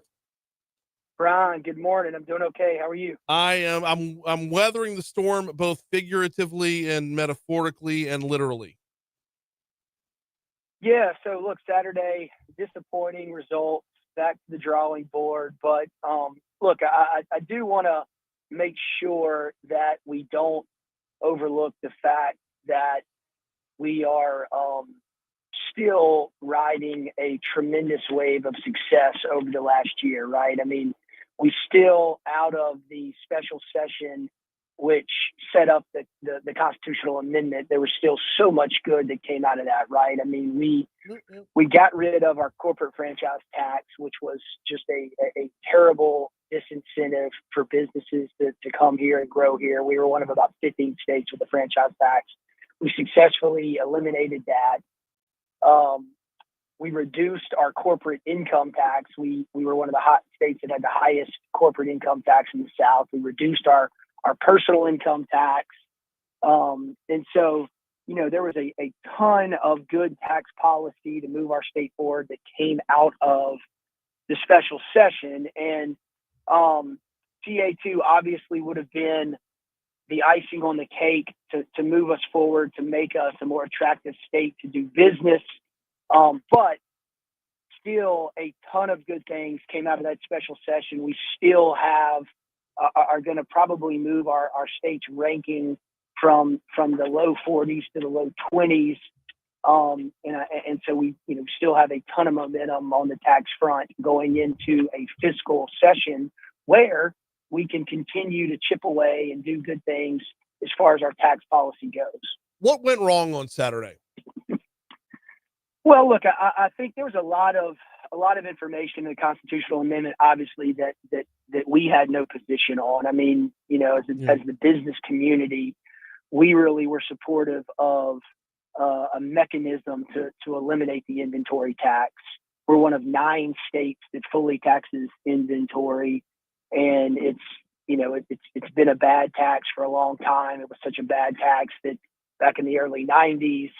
It's a local ad valorem tax, right? And back in the 90s, as a mechanism to try to make it a little bit more palatable, the state said that they would come in and return businesses a credit in return for paying the tax to the locals and put a Band-Aid on it. And that's been kind of the Band-Aid mechanism for the tax for years and years now. And this constitutional amendment would have been a step in the right direction to hopefully provide a mechanism for local governments or local parishes to finally opt out of the inventory tax. The amendment would have provided a mechanism to really rectify, or if you add a new sales tax, it has to be a state and local sales tax, which one of the reasons that it's so difficult to centralize our sales tax system is we have so many sales taxes there's some are charged at the state level, some at the local level, and it makes it difficult. That would have started a good process and us in the right direction, hopefully centralize our sales tax system. And so those were just good things, I think, that most of the general public thought were good ideas. Unfortunately, those things got bogged down in a lot of myth surrounding, what was going to happen with tax exemptions around churches, and were teachers really going to get pay raises, and were their retirement going to get harmed, and just quite frankly a lot of things that were not true but were just enough gray area combined with enough complication behind any constitutional amendment that around 65% of the voters said, look, this is just we're just not comfortable with this. We're talking with Will Green, President, CEO of the Louisiana Association of Business and Industry. Will, you brought up that centralized sales tax collection. That's another example of how the legislature got it right, and then when it got in the hands of the voters, it came up short. And obviously, I know when it comes time to campaign for things at the polls, fear can really get out the gates a lot quicker than truth. Do you think this upcoming fiscal session is going to be just kind of a return, like take everything from Constitutional Amendment number 2 and break it down issue by issue? And if we have to go back to the ballots again, but one piece at a time, like another 100 constitutional amendments to make up what this one thing did. Yeah, Brian, what Saturday showed and what a few years ago with the centralized sales tax constitutional amendment showed is it's so much easier to kill positive momentum, to kill a bill or a constitutional amendment than it is to pass it. And I think it's because a lot of people are like, well, the devil I know is it better than the one I don't, and it's status quo is. We talk about it all the time. It's so hard to overcome, especially in Louisiana. I mean, get so comfortable with the status quo. We've been so comfortable with the status quo for so long. It's just unfortunate. And so I think we've got to do a good job, but maybe a better job of really making it absolutely clear what we're doing, simplify what we're doing, make sure that the ballot language and the intent behind it is absolutely clear. Voters are comfortable, and let's go in with a laser focused approach of, look, this is, what we're doing here is absolutely meant to be a benefit to Louisiana citizens and businesses in order to move our state forward. We're not reinventing the wheel. These are things that other states do. These are things that other states have. Look at Mississippi. They just enacted measures to repeal their income tax.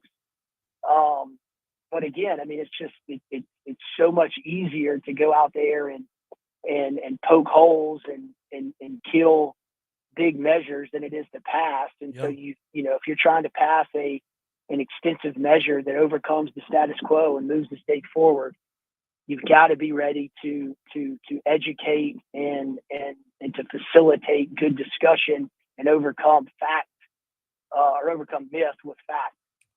We're talking with Will Green, President and CEO of the Louisiana Association of Business and Industry. They are your state's Chamber of Commerce. All right, Will, how does this affect the next 2 weeks where the pre-filed legislation? We've got a fiscal session right around the corner coming up on April 14th.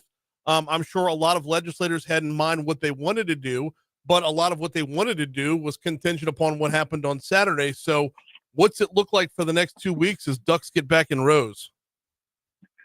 Well, I mean, I think for us, we go and we look at the inventory tax, right? I mean, we look at a way to continue to chip away and to remove this tax that disincentivizes businesses from coming here, from growing here, and from investing here. I mean, one of the things that, unfortunately, in 2026, I believe, for C corporations, the credit will sunset, but they'll still have to pay the tax. And unfortunately, had CA2 passed, parishes would have had an opportunity to opt out of the tax. And so if you opt out of the tax, obviously businesses don't need the credit.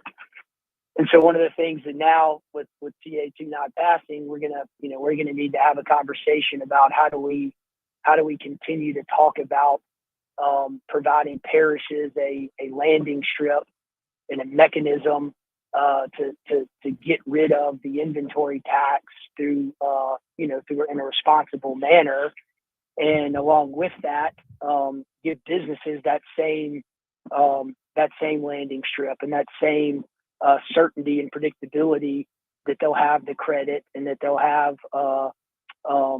certainty and predictability there, so that they know what they're going to be looking at as far as the tax goes and the credit goes. And so those are the kind of things that we're going to be looking at, Brian, that unfortunately comes out of CA2 not passing. We got Will Green with us for another couple minutes here. All right, well, let's continue along that. So give me some ideas. Give me some, I don't know, I'm asking you to read the minds of legislators, but give me some ideas of where they might pick things up individually. The inventory tax was probably the biggest one from an individual idea, but can we pick things back up on a thematic level? Like this bill by Julie Emerson would have been dramatic change, like structural change, things that send a message to the corporate world that we have pivoted away from the Louisiana that they knew from 50 years ago. Like, is this going to have to be individual items, or can we take another big swing? Brian, I think that's what's, I know a lot of the legislators and a lot of us are so frustrated because, I heard critique that, look, there was just too much. It was just too much in the bill. And then, I hear other people say, we just need a constitutional convention and put it all in there. And let's just take one big swipe at everything that we need to do. Yeah. And so, what do you do? Some people want everything in it, and then others say, nah, you can't give us all that. It was too overwhelming. And again, it's just the easy thing to do is just to vote no, because, the devil I know is better than the one I don't. And so I think those are the decisions they're talking about right now. I think that obviously the conversations, the waters got muddied a couple of weeks ago, right? And so I think legislators kind of started thinking, okay, look, if we don't want to go in with a negative attitude here, but if this thing doesn't pass, we have to have a parachute. We have to start planning, and that's just a smart thing to do. And so I know that leadership is talking about, okay, how do we move forward? How do we stay? To use our line, full throttle here to move the state forward. As other states, Mississippi, Georgia, Florida, our competitor states for businesses and for talent are doing.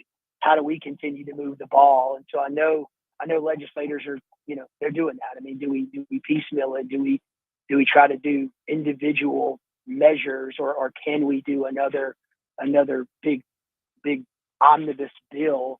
And so, I know those are the kind of discussions going on right now, Brian. And that's what we will be following for the next couple of weeks until the legislative session actually opens up on April 14th. In the meanwhile, he is Will Green, President, CEO of LABI. We always appreciate the time. We'll talk to you next week, Will. Thanks, Brian. Thank you. Coming up on 750 at Talk 107.3 FM, WBRP. Got to ask you if you got your lunch plans mapped out just yet. Might I suggest P.F. Chang's? Probably should suggest P.F. Chang's for myself today. Give myself a little comfort food in the wake of that beatdown on Saturday. Asian-inspired flair, upscale ambiance, top-notch service. It's a lighter fare as well. When you go to P.F. Chang's, if you think about Chinese food or just in general, Asian fare in general, You might be thinking about like, greasy, heavy lo mein, greasy, heavy chicken. Not the case with PF Chang's. You're going to get lighter, healthier, fresher ingredients. And it provides for phenomenal flavor as well. Not just spicy. We're talking seasoned, not just spicy. We're talking flavorful overall. Where do you find them? Corporate Boulevard, Town Center. Look for the giant golden horses, PF Chang's.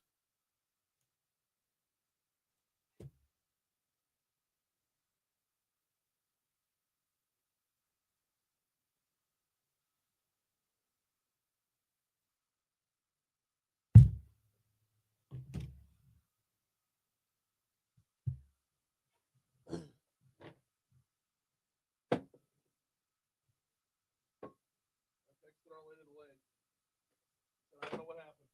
My apologies.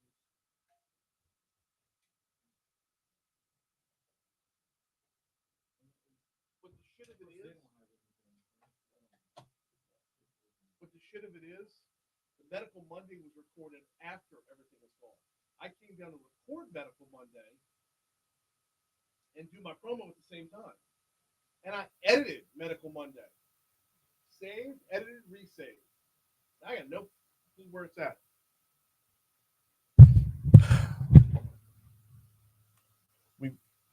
I've got to find a way to make the Talk 1073 studio just Talk 1073.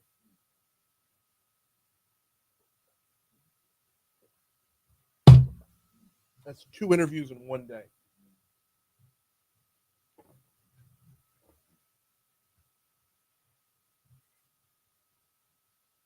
Woo-wee. It's dark outside, y'all.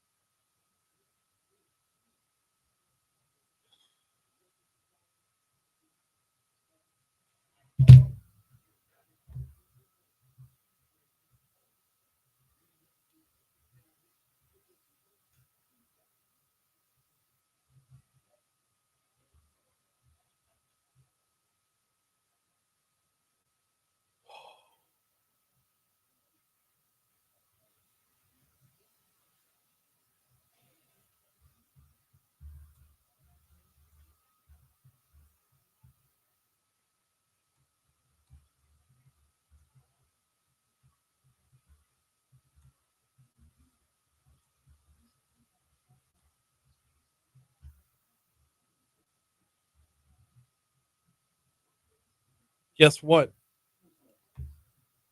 Premier says we always record on this end. Michael or Bill, can you get Brian's interview?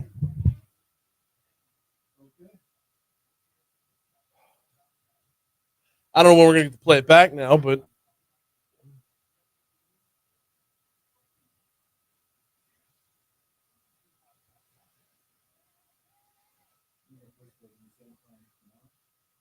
I'm on location tomorrow. The Pelican Institute Solution Summit.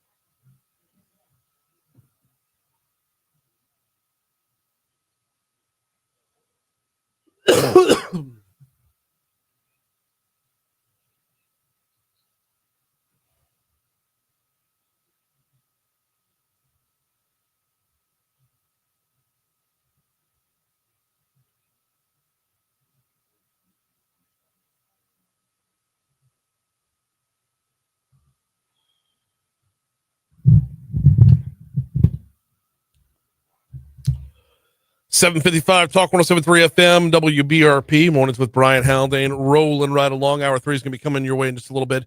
We will talk with Moon Griffon in hour number 3, get his take on Constitutional Amendment number 2 coming up short at the polls. Actually, all 4 constitutional amendments failed miserably at the polls on Saturday. Man. Oh. I know Moon's going to make fun of me because I got emotionally invested. He knows better. He's seen me walk down this path before. And there's times where, you can comment on things, give your analysis and your takeaways and whatnot. And then there's times where you get really, really dialed in. This was one of those times. I can guarantee you, and without even having talked to him yet, I can guarantee you he's going to mention the points that Woody Jenkins made. And I can't wait for him to do so because I have a response to that. If you were listening to the show Friday morning at 6:35, you already know that response.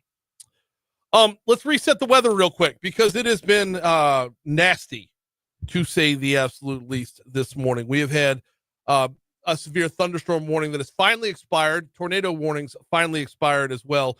We are back to where we are under a severe thunderstorm watch right now.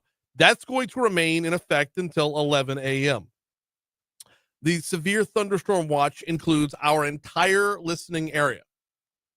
You're talking about Assumption, East Baton Rouge, Iberville, Jefferson, Lafourche, Livingston, Orleans, Plaquemines Parish, St. Bernard Parish, St. Charles Parish, St. Helena, St. James, St. John the Baptist, St. Tammany, St. Tangipahoa, the Terrebonne, Washington, and West Baton Rouge parishes. I know not all of those are within our listening area, but that is who is in this severe thunderstorm watch. That being said, I don't know that we've got any more severe thunderstorms this morning. We will have more rain throughout the morning. We scale back after this hour to a 50-50 chance of rain that's going to stick around till 11. But I'm looking at my Doppler window behind me there, and it looks like it's nice and calm right now. So while we might catch a few more showers, the worst of it is certainly over with. And you can look for the sun to poke its head out around noon. Maybe throughout the afternoon as well. And we'll get up to around 80 degrees before it's all said and done. But hopefully everyone has been safe throughout this. I know a lot of Zachary Community Schools went ahead and canceled for the day. A lot of other schools went ahead and said, you know what, we're either going to push back when folks can get here or just not count anybody as tardy today, which was probably the common sense move right there. Say, take your time, get here when you can. There's no reason to be out in the thick of it. So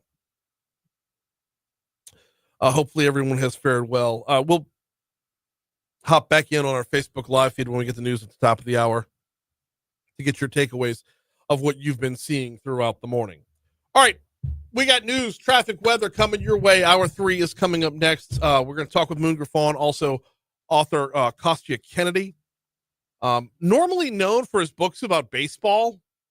But if you read his books about baseball, they're more about American history or the American milieu, if you will, surrounding baseball, like Pete Rose betting on baseball and how that has changed the view of betting overall. Jackie Robinson was another great book that Kostya Kennedy had. Well, he's got a book out called The Ride, Paul Revere and the Night That Saved America. We're going to talk with him at 8:40. Now, before we get you to news, traffic, and weather at the top of the hour, let me remind you about the folks over at Mathern's. Highland Road, right near Kenilworth. The OG location of Mathern's is back to being Mathern's. It used to be Kenilworth Supermarket. Then it became a Robert's. Well, if you live in that area, the family you miss and the prices you love are coming home or have come home. They've been there soft open about 2 weeks ago, and they'll continue to grow out into that location. Give them a minute to get, everything on the shelves and everything back up running again. And then get ready for a big grand opening celebration after that. So if you live in that area and you're ready to go back to Mathern's, download the Mathern's Rewards app. Start saving cash towards more groceries every time you shop. Take advantage of all the coupons. It's Mathern's. Here comes news.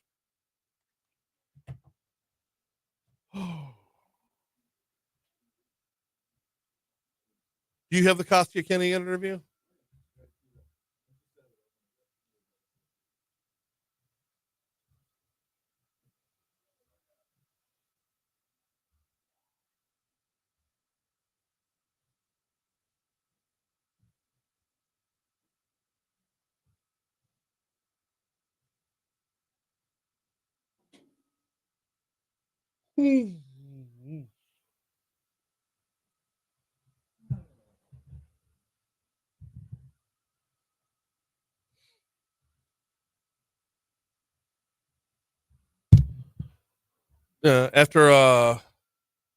So Saturday night I was supposed to have the softball game. They rained it out and played a doubleheader on Sunday. I sat at LSU for 3 hours waiting on them to make the call on that one.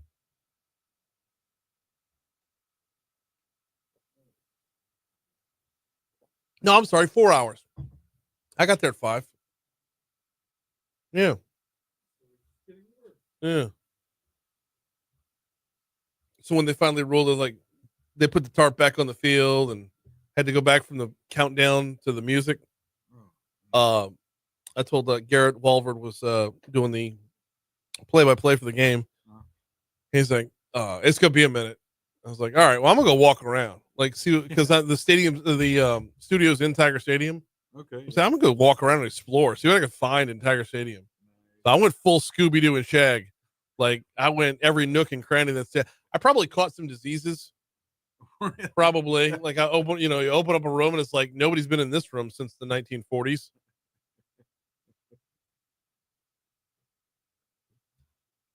Oof. But I before setting out upon my exploration quest there, I turned on my my little exercise app on the Apple Watch. Yeah. I walked 3 miles. Just in that time? Yeah. Exploration? Yeah. Wow. Dang. 3 miles. Just up and down the hallways with like all the suites and everything, and all the suites were locked, but the hallway outside the suites were open. In fact, if you go to my Facebook page, there's a gorgeous picture. You're going around like just seeing what doors open? Yeah. Just like, all right. Yeah, let's go in here. And then like whatever door I went in, I would prop open so it wouldn't close behind me, because that's the last thing I need, is to be stuck in the bowels of Tiger Stadium and not be able to tell somebody how to find me. Right? Oh. Yeah. Like, where are you? Well, But- that's a good question. Yeah, I don't really know. Yeah, that's a fantastic question. You got Life 360? Yeah, no, I don't. Oh, you don't? I could download it from wherever I was because I was Yeah, still yeah. on the Wi-Fi. I was just thinking about that. Yeah. But even Life 360, I don't think would be able to narrow it down to what floor. The exact coordinates. So, it was fun though. Like I got to play like a kid for a little while. Just roaming around, seeing what's what. There is a lot of money put into exclusivity with LSU football, because you've got a club level, Yeah. and then you've got this walled off level inside the club level, like this one room that's like it's the backstage pass to the backstage pass. I was about to say, And I'm like, I'm sure, and there's no difference between what's in there and what's outside there. But like, ooh, we get to be in this room. Ooh, we get to be in this. It's like squeezes down until you're just like in a closet by yourself. This is so exclusive. Congratulations. I'm You've eating my reached- knees. Yes. Congratulations. You've reached the pantry level. The cupboard level. You're just... But yeah, like down at the bottom of the stadium. Oh, so anyway, I got all the way to the top, and the door for the Skyview Club was open. So if you go to my Facebook page, there's a gorgeous picture of Baton Rouge's skyline at night as the storm was just about done, and you see the bridge, and you see the Capitol, and you see the rolling clouds above, and all the lights that are lit up because it was almost 9 o'clock at night, or it was 9 o'clock at night. You see all that. And like at the bottom, you see where it's all black, but you see a couple like little windows. That's actually Tiger Stadium that I was in. So yeah, I probably shouldn't be admitting this publicly because I was not supposed to be anywhere I was. But I didn't break into anything. Every door that I You went through simply was went open. through a door. Yeah.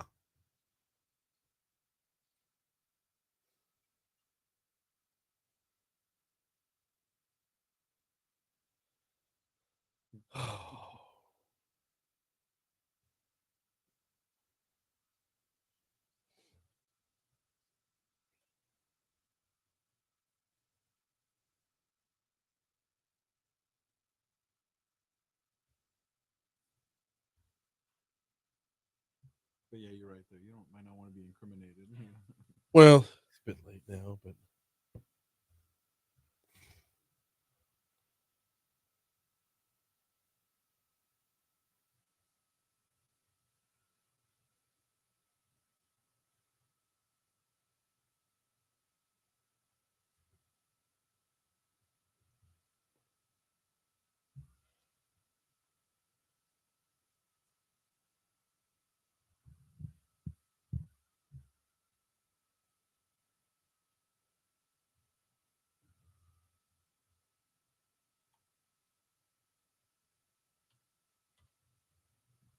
yes, he does seem to adore Woody Jenkins.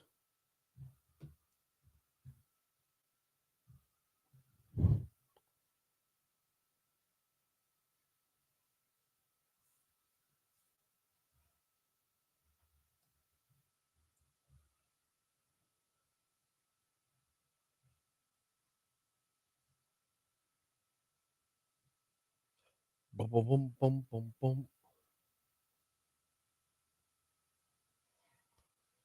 806 Talk 1073 FM, WBRP, Mornings with Brian Haldane, rolling right along hour 3, coming your way right now. Looking forward to this hour, as we will talk with Moon Griffon in our next segment, get his take on the beat from the beatdown of 4 constitutional amendments on Saturday.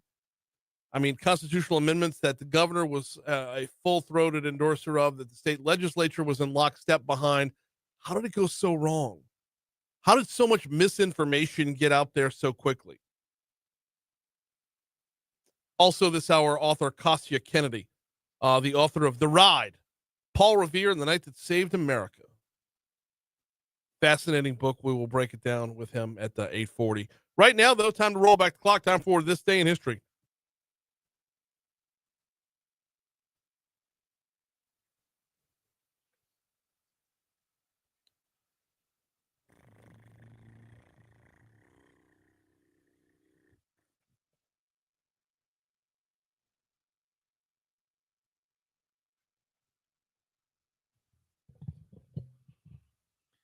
All right, Hey, John. let's begin in 1889, where the Eiffel Tower officially opens. Hey, that happened in 1889. It did. All right. Did. Let's see. 1958, the U.S. Navy forms its atomic submarine division. Really? So yeah, that changes the game on Okay. everything. Yeah. As far as submarines go. Music history here. 1967, Jimi Hendrix first burns his guitar and his fingers at Finsbury Park Astoria Theatre in London. The guitar is sold at auction for nearly 500,000 K, and the building is now currently a church, which is funny. Like that twist. Hey, can we take it back to 1922 real quick? Yeah. Right down the road in New Orleans, Louisiana. I believe this is on the campus of Loyola. On this day in 1922, WWL radio first had their first broadcast. Oh, yeah. What year was that again? I'm sorry. 1922. Wow. Yeah. Oh, that's incredible. Yeah. That's awesome Big stuff. 870, man. Yeah. 1968, U.S. President Lyndon B. Johnson authorizes a troop surge in Vietnam, bringing the total number of U.S. soldiers to a peak of 549,500. Okay. Vietnam. Yeah. 1980, U.S. President Jimmy Carter deregulates banking industry. So that happened as well. Okay. Entertainment news here. Wait, deregulates banking. So this was what set the table for Glass-Steagall later on. Yep. 1983, Monty Python's The Meaning of Life is released in the U.S. Okay. So, yeah. 2003, George H.W. Bush throws the first ceremonial pitch at a Cincinnati Reds Open. Okay. Yep. Was this what year was this?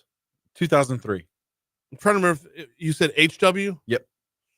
I'm trying to remember if that's the one he threw from a wheelchair. I was gonna say, is that the infamous one that? Yeah.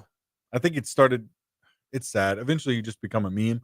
I Yeah. think it's now circulating as a meme. It's Yeah. ridiculous.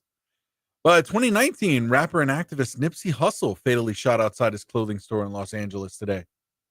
No. Why? Nipsey Hussle? You remember? You know. I really don't. Oh, really? Yeah. I'm honestly shocked by that. Give me a Nipsey Hussle song that I would know. We don't know Nipsey Hussle Thank songs. you. But you know, right? Hey, 2021. It's a hell of a name, though. Yeah. You know what? I'm not even going to go. 2021, U.S. President Joe Biden unveils the American Jobs Plan, one of the largest infrastructure plans in U.S. history, worth $2 trillion. Cool. Yeah. Anything else today? Nope. Moving on to birthdays really quick. How about Bach? Johann Sebastian Bach. Johann today. Sebastian Bach. That's right.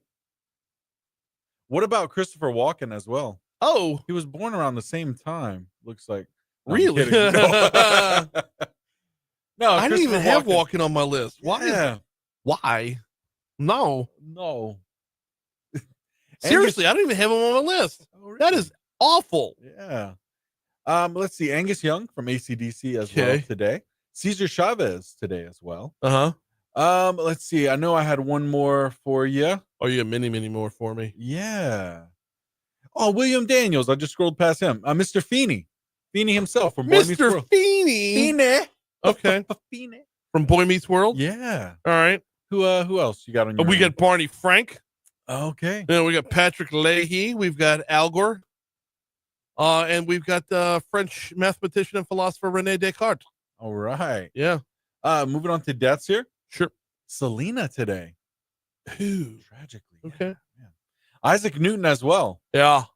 Let's see who else we got here. Jesse Owens. Jesse Owens would be on that list. Brandon Lee, of course, from the Crow film. No kidding. All right. Shot on camera. Yeah. Yeah. Insane. JP Morgan as well. Who else? Anybody else on your end? John C. Calhoun, former Vice President John C. Calhoun was the only other one I had. Oh, okay. All right. As far as days go here, you know what? This isn't. It's on par. World Backup Day. World Backup Day? As far as technology goes, yeah. Okay. About backing up your files and things like that. I'm like, oh, sure. Great. We can roll with that one. Talking about earlier. 812 Talk 107.3 FM WBRP. We'll take a quick break in just a second. First, I got to remind you about the folks over at Cajun Soft Wash. CajunSoftWash.com is the website. CajunSoftWash.com. If you have any questions about the effectiveness or safety of the soft wash process, hit up CajunSoftWash.com. They do have their FAQ page over there, but they got so much more that you need to hit up. For example, oh, nuts. I just got off the page. Darn it. Hang tight. CajunSoftWash.com. It is springtime. It is time for spring cleaning. When you have those storms roll through like would roll through today, perhaps as all the rain was coming down, it was splashing up on your walls, a little bit of dirt, a little bit of mud. Maybe that dirt and mud is added to the algae and mold and mildew that's been building up over time. CajunSoftWash.com is your answer for that. On your walls, on your roof, on your sidewalk, at your home, at your business. They've got you covered. The process is safe and effective. It is 100% effective, 100% safe, and it prolongs the life of your roof, makes your walls, makes your business, makes your building look better. Check them out online, CajunSoftWash.com.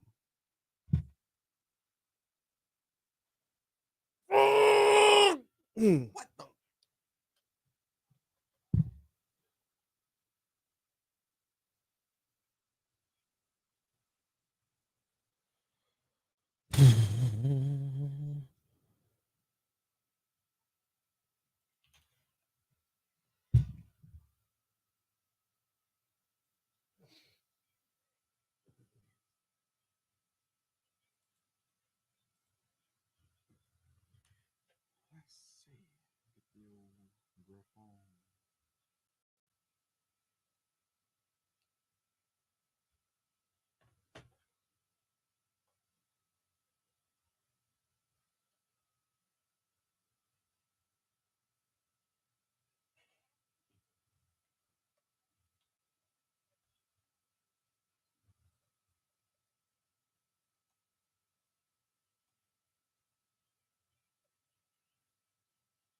Hey, good morning, Moon. This is John. Brian Haldane. Hey. What's that? Oh, man. Yeah. Yep. Oh, yeah. You already know. Yeah. We're here for it. We'll have you up here in about another 2 minutes or so. All right. Thank you.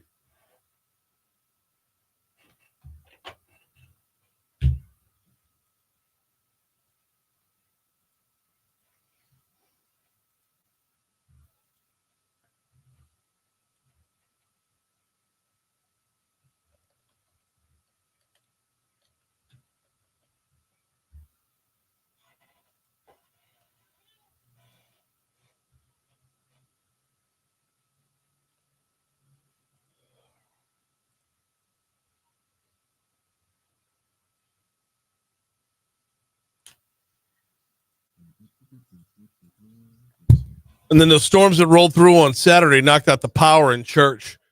So I get home from LSU softball, which got rained out. I'm checking election results. Butthurt about the election results. So I pour myself a glass of bourbon. And then I go to church on Sunday and there's no air conditioning. So I'm just sitting there with 90 proof sweat. Ooh. Oh, man. I know. Oh, this is brutal. Man. Then I'm like, you did this to yourself, Brian.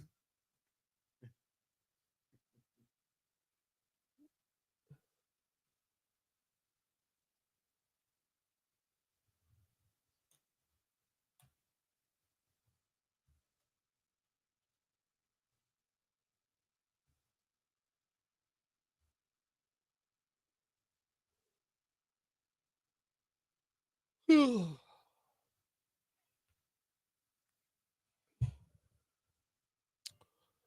817 Talk 1073 FM WBRP mornings with Brian Haldane rolling right along. All right, he joins us on Mondays, and this week we're going to be recapping what went down on Saturday. He's the host of the Moon Griffon Show. You catch it right here weekdays 9 to 11. You catch it statewide weekdays 9 to 11, and tomorrow you're going to catch him out at the Solutions Summit. Moon Griffon, welcome back, brother. How are you? Hey, Brian, I'm hanging in there, man, after an interesting weekend. Oh, I mean, to say the least. What happened? How did we get everything looked like it was in order? And I know all the polling was off. We kind of had an inkling because of the polling ahead of time, but you have a governor who was elected without the need of a runoff. You have an overwhelming mandate from a supermajority in the state legislature. They're all in lockstep as to what went on the ballot on Saturday. And to take that bad of a beating, I mean, that's like Alabama losing a non-conference game. Yeah, that's like losing. Well, that's like them losing to Vanderbilt. Yeah. It's totally reversed of what people thought. But, Brian, for the last couple of weeks, I saw the momentum change. I saw it change. And, of course, I still thought it would win. I didn't think they would have a problem getting over the top. But they, I think Woody Jenkins and the churches got involved on what they felt was a bad part of that bill. I think Democrats jumped on top of that, knowing they had somebody on the Republican side. By the way, in the Republican precincts, 53% were against them. I'm just saying the amendments in general, but especially two. Mm-hmm. And in the Democrat more areas, they went like 90% against it. Yeah. So it was not just the left. It was a combination of both, and they kind of came together.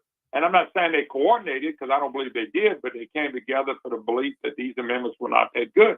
The other thing I thought was interesting was that besides Jeff Landry, Governor Landry, and Julie Emerson, I didn't see all these elected officials out there bragging and working the public. You might have in your area. I don't live in every area, but I read a lot of newspapers and talk to a lot of people.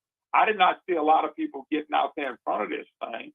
And I think they got steamrolled. I mean, this is not just a whipping beating. Mm-hmm. This is a whipping to the most end. I mean, this thing was destroyed by people that voted, and that doesn't say a lot. And I don't know what this really does now to what they've already done. Is it hurt? Does it help? Is it some of the budget issues? Those are the things that I'm concerned about now. Well, what I want to know, Moon, is how many of the things that we thought were in place after November have to go back to the drawing board because it was contingent upon things passing on Saturday. And yeah, you make a good point about where was the rest of the legislature. I saw a couple of legislators posting pictures out on election day saying vote yes on Amendment 2. But that's on election day. When you've got a 115-page bill, you need to be out in force for like 90 days, pounding home the message to explain why Woody Jenkins was 100% wrong. There was no religious institutions had nothing to worry about from that bill. It was written in the language that they had nothing to worry about. Their fear tactics and I'm not going to make any kind of accusations about their motivations behind ginning up that fear, but they were just wrong. I don't know how you don't combat that full-throatedly and say it's not a matter of opinion. This is a matter of fact. You're just wrong here. Yeah, I don't think they ever responded properly to that side of the equation. Now, the Democrats, I think, saw this and took advantage of it and said, look, it's an opportunity for us to beat.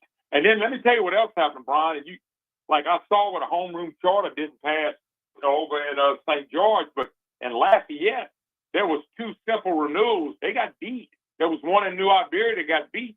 You had ramifications where people walked in because they don't read what they vote. They want to know if they vote for 1 or against 4.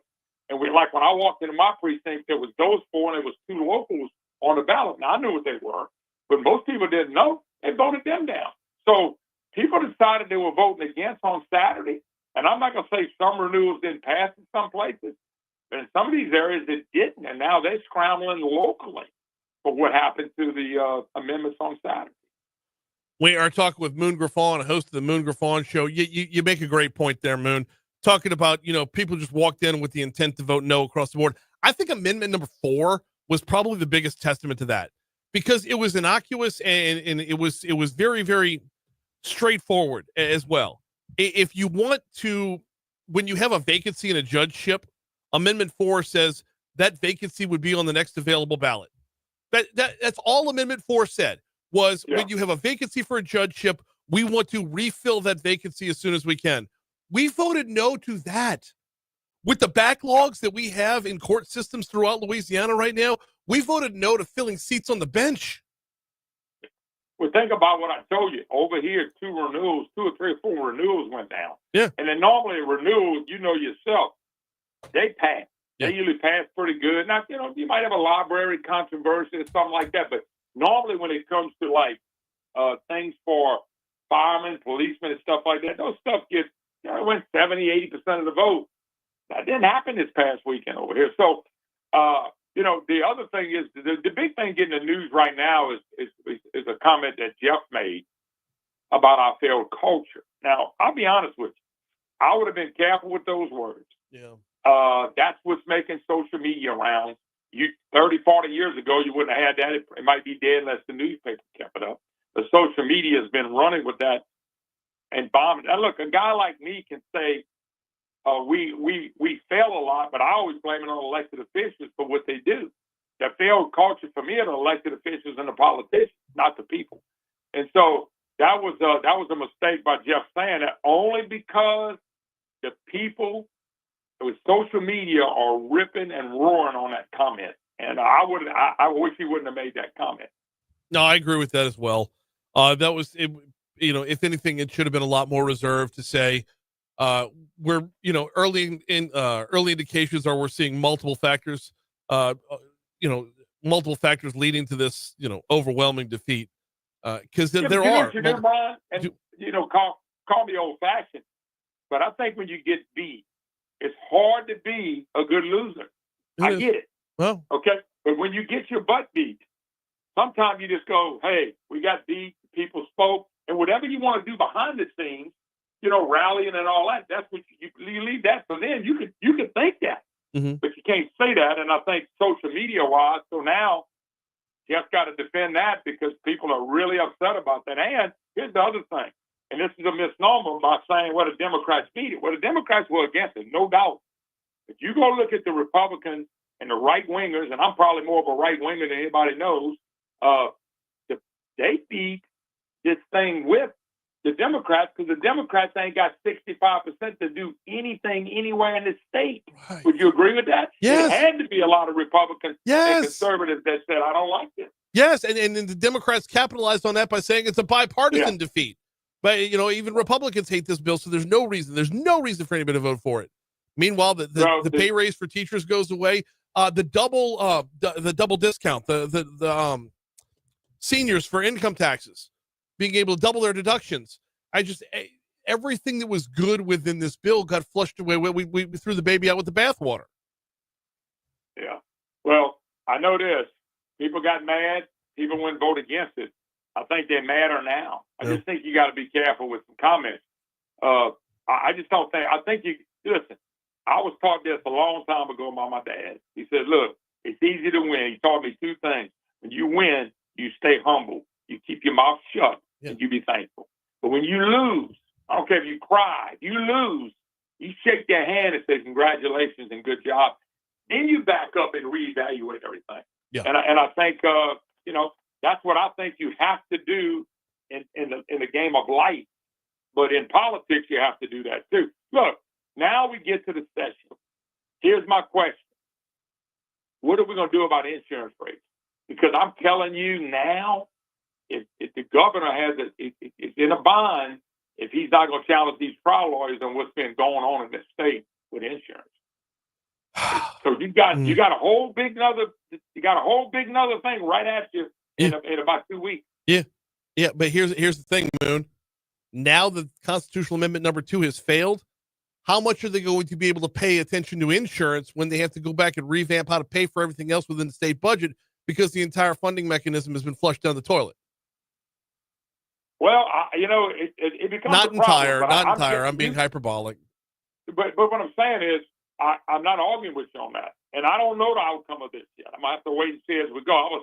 I was texted by several representatives that told me, "Well, this is going to be a fun session for you talking about me on the air." I laughed, and so, but I'm still concentrating on that insurance because I think it's time we tell the trial lawyers, and I'm talking about the political ones on TV.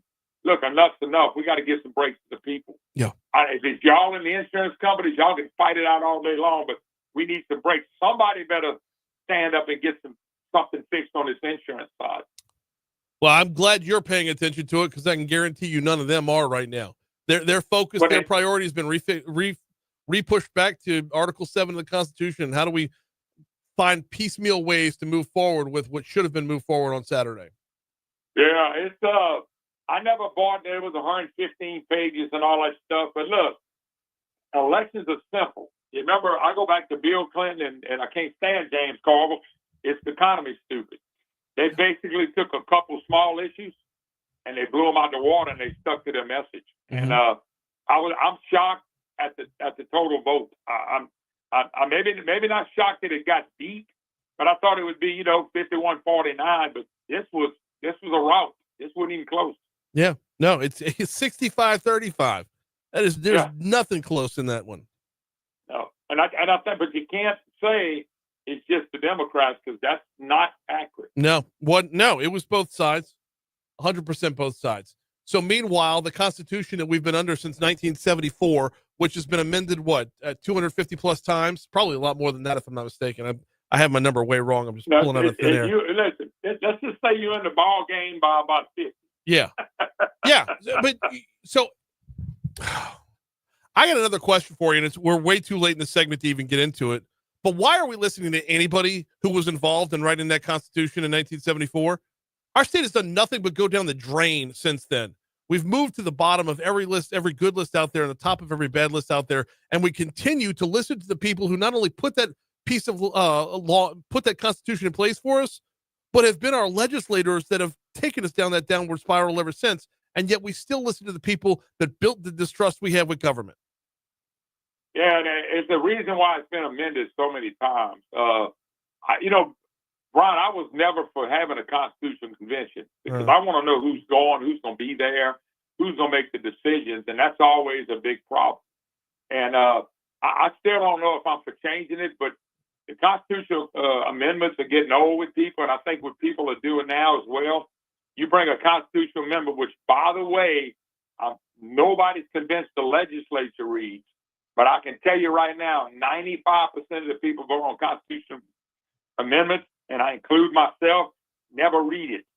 They never read it. They get somebody to tell you. I bet I got 1,000 votes every time on the Constitutional Convention amendments because people say, "Hey, how you vote?" That's it.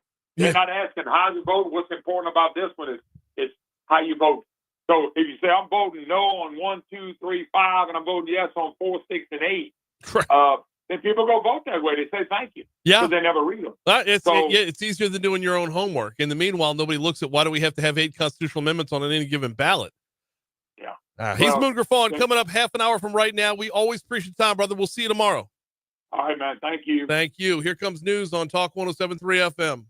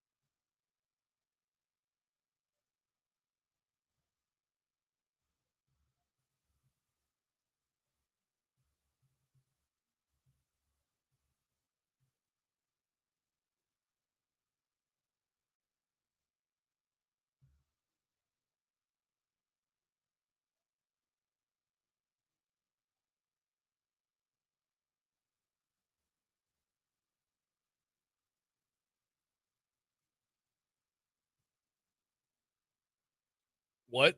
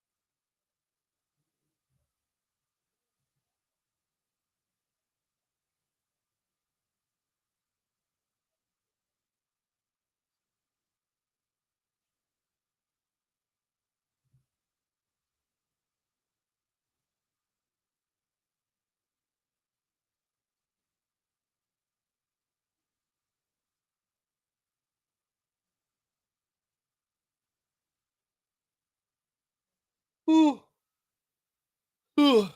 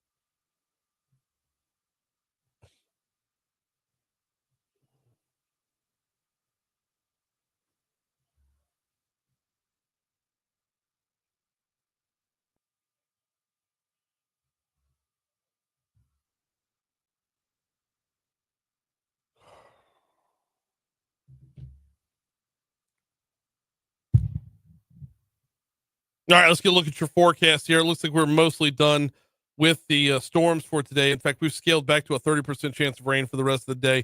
That's going to hang around until for about another hour or so.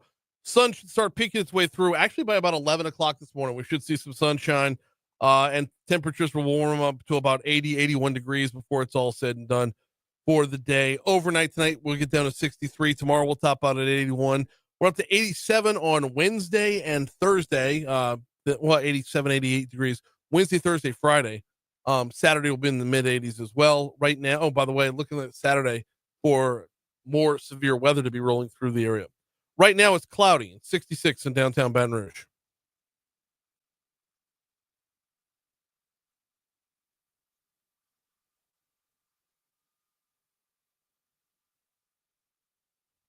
How in 2025 can we learn something new about something that happened in 1775? Well, that's exactly what happened when Kostya Kennedy put pen to paper, or started typing, to write out The Ride, Paul Revere and the Night That Saved America. He joins us now. Kostya does, not Paul Revere. How are you, sir? I'm doing well, Brian. How are you doing this morning? I am doing very well as well. Before we get into The Ride, so like I know you from books about baseball. What moved you over here? You know, my baseball books, and it's a good question, on figures like Joe DiMaggio, Jackie Robinson, Pete Rose, were baseball books, certainly, and I love baseball. They were also books kind of about a time and a contextual environment, and people who had a lot of other stories to them outside the game. So in some ways, Revere fits that mold a little bit. It was not a difficult transition for me in terms of research and reporting, or in terms of just thinking about this. In a way, having somebody, you know, enduring or working through the human condition, having the pressure of demands upon them, and all of that. It was quite a kind of a continuum from the baseball books I've done. Okay, I can see that. Kind of, it's more about the backdrop of what is America at the time. Yes. Yeah. All right, well, let's dive Exactly. in. Let's dive in. How do we learn something new right now? How do we learn something new about something that happened so long ago? Well, there's always new stuff to learn, but I think, you know, maybe the biggest takeaway today, and honestly, this has been a takeaway at different times over the years, is just what, you know, Revere did. Here was a man who, unlike the other leaders of the revolution in Boston and New England, meaning Samuel and John Adams, John Hancock, Joseph Warren. Those were all very intelligent men who went to Roxbury Latin School, then went to Harvard. Paul Revere did not go to he went to sort of a trade school as a kid, did not go to college, and he sort of rose up to the ranks by his ability to be a man of action, to meet people where they were, to work really hard. That sort of inspiration of his path to success, I think, is extremely relevant to today. It's kind of like put your head down and get your work done. And I also think, as I briefly alluded to before, that having somebody who sees what time it is in their life and sees what time it is in the world around them, and can do something for a higher cause. I mean, Revere didn't have to do this, and what I'm about to say is true of many, many people at that time. He risked his life. He risked everything for an ideal. He himself was not under grave threat. He had a successful business, a good family, but he believed in something and stood up for it and took action, nonviolent action, right? Just the principled action. And that, I think that's something you can certainly learn from today and think about today. The nonviolent action was one of my takeaways right there. The point is made that he wasn't even carrying a pistol that night. Yeah, he wasn't. He was in no hurry to fire on somebody, nor did he want to be fired on. When he set out, the war had not begun, and there was no reason that he would have been, that he should have been in armed conflict. But if he had a pistol on him, which certainly the British soldiers did, suddenly he might have been a target or something might have happened. So, yeah, it was meant to be nonviolent. We're talking with Costa Kennedy about The Ride. This is a fascinating book about Paul Revere. Costa, one of my other big takeaways was kind of comparing this to today's times and social media going viral. Paul was not the only one to ride here. His message kind of spread. You tell two friends will tell two friends, and before you know it, everybody gets the message. That's great. And the word viral is an excellent word, which is as accurate today in social media as it was then by word of mouth. So exactly as you're describing, it was really, it was Revere was the originating meme, as it were. He was the figure who got it all going. But he went and told people, and they, as you say, they got on their horse and went and told other people and told other people. So that night specifically, on the night of April 18th and into the morning of the 19th, there were about 40 riders spread out across, going from place to place across the countryside. Some people just, they rode a mile and told a couple people. Some people rode 2 miles, whatever it was. But that's how we got that volume of people. There's no way that one person in a couple of hours could have rallied literally thousands of people off their farms and off their homestead to come to Concord and Lexington. So it's clearly a viral occasion and a team effort, so to speak, to get it done. Yeah, we like and share. They got on their horse. It's a little bit more in depth, to be sure. What was your favorite part in researching this book? What did you learn along the way that kind of surprised you or took you off guard?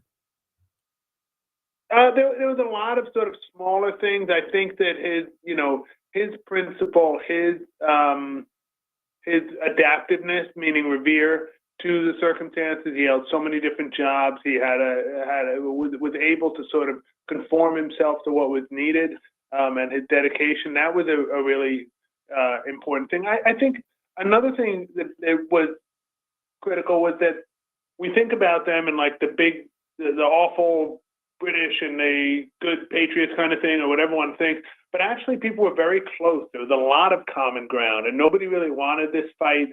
There were plenty of people who might have believed in the loyalists, that the British had the right to tax. They of course, furnished an army for us for all these years in the French and Indian War into the 1760s.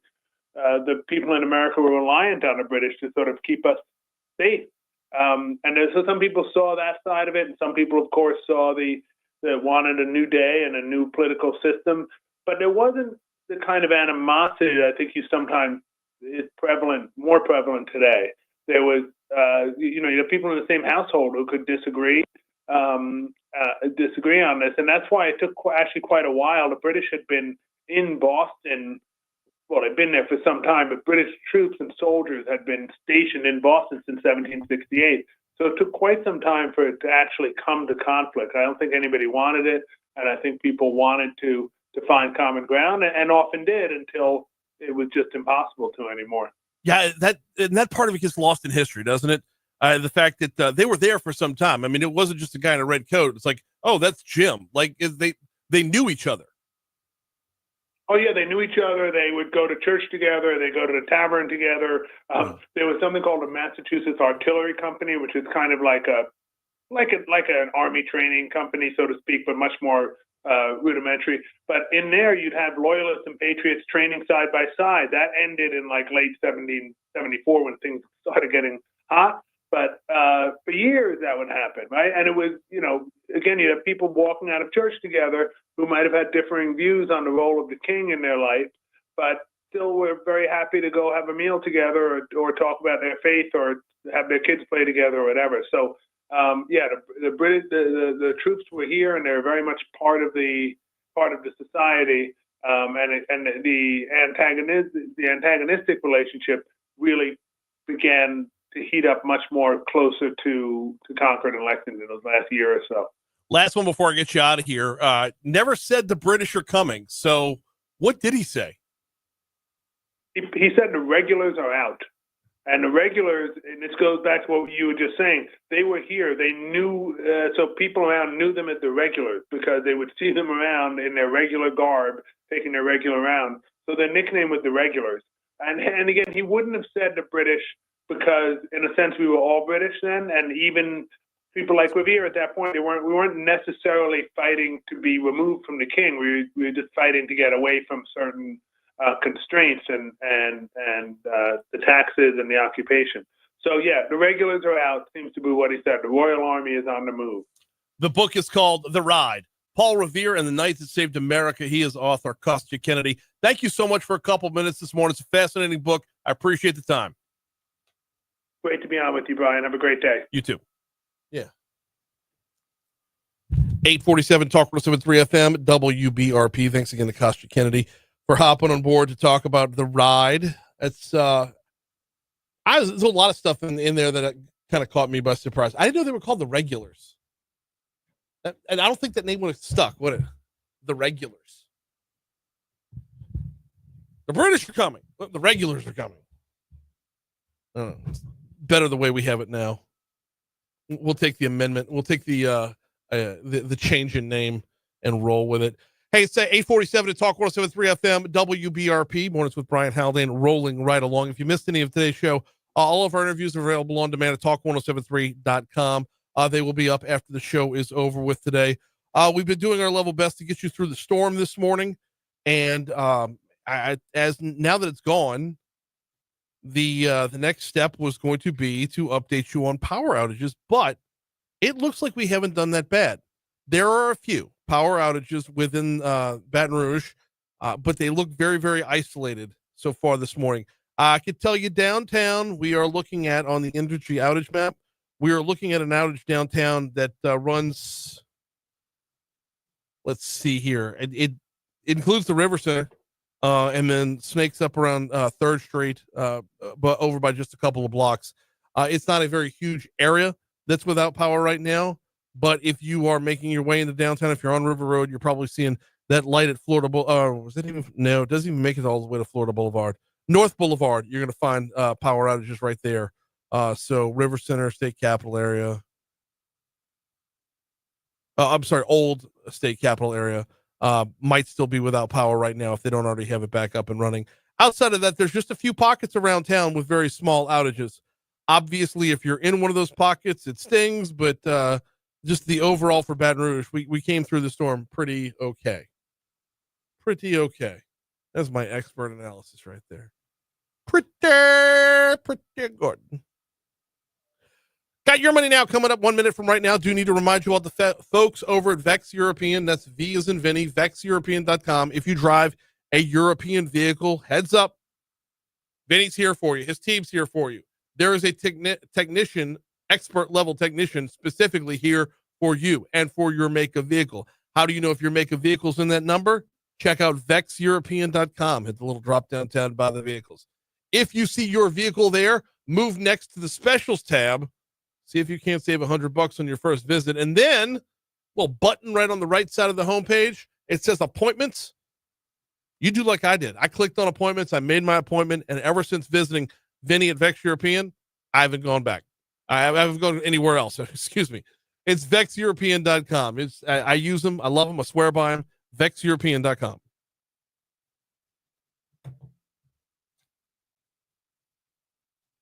See, I just screwed that up. I meant to say I haven't gone anywhere else, and I said I haven't gone back. Oops. Yeah. It's like saying 500,000K.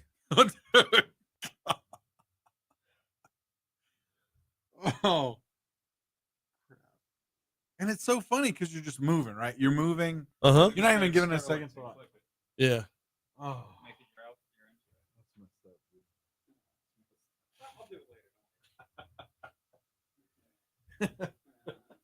You're right. You're moving. You're not even. Hey, this comes from the guy that used to leave the mic on all the time when I did college radio. Oh, really? Oh man. And you'd hear like party updates over the song play. People would be in the studio talking about their weekend. Oh man. Who was it left Hawthorne's mic on one time? He was fired before the end of the game. Ooh. Yeah. I learned real quick though in Atlanta, you don't Hawthorne. need, Skip Carey's mic on. Oh? In foul mouth? I didn't think. Till that point, I had never heard him go make this. But on air, he was cool. Like he was just one of my all-time favorites. And he's not normally one to curse a whole lot. He'll throw a shit in there. He's a good old boy. John Brady. We're in the middle of, I forget who we were playing. But we go into break, and it's about the second break of it's the first break of the second half. So 16 minutes to go in the second half. As we go to break, John goes, "Hey, Chris, hey, if you're 0 for 13 from behind the three-point line, why in the fuck are you shooting number 14? It's like a ton of break. I love that man so much.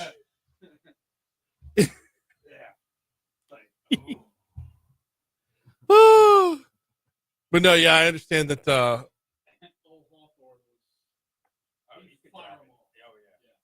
Him and Kevin would go back and forth, dude. You're like, yeah.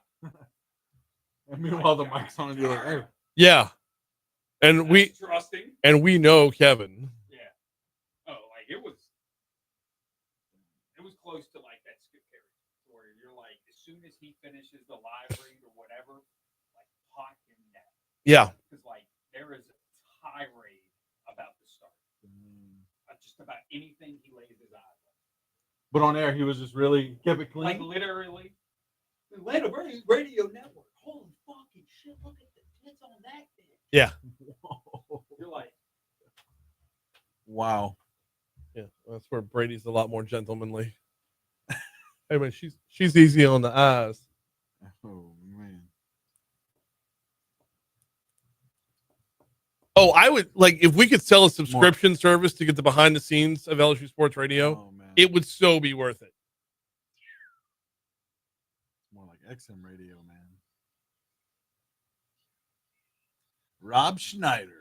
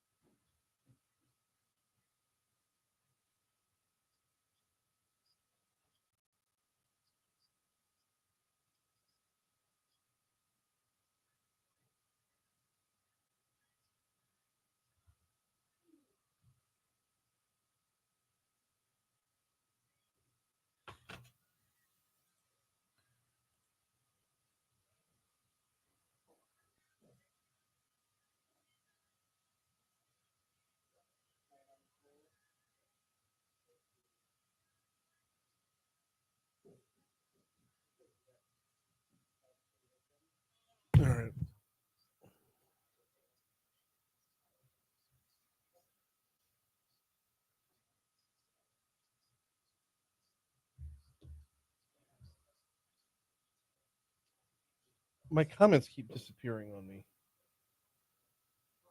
I've got to physically go to Talks page. Ah, there we go.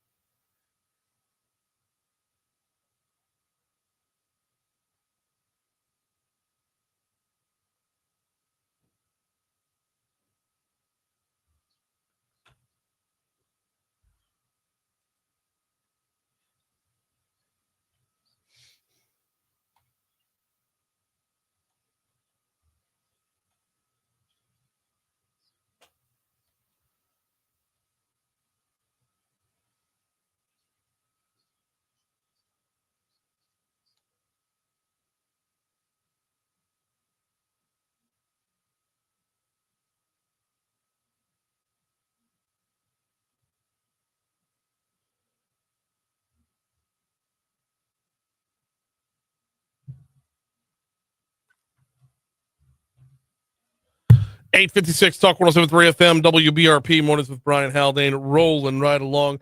Man, thanks again to everybody for playing along this morning. We had a rough morning to be sure, weather wise. I know it was a rough commute into work, rough commute to school. I just the meat of the storm hitting as everyone was trying to get to school.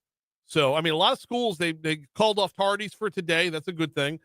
Zachary schools and I believe East Feliciana as well. I just went ahead and called it. So you don't have to come to school today.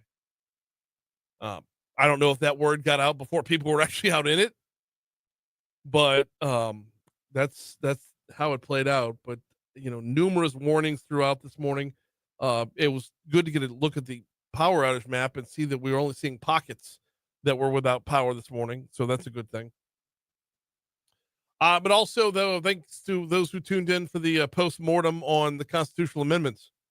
And wow, what a colossal failure. I mean, that was just rough across the board. 65-35 was the average margin of victory for the nay column over the weekend. So, all right, before we get out of here, we got to do the outside in. Let's go.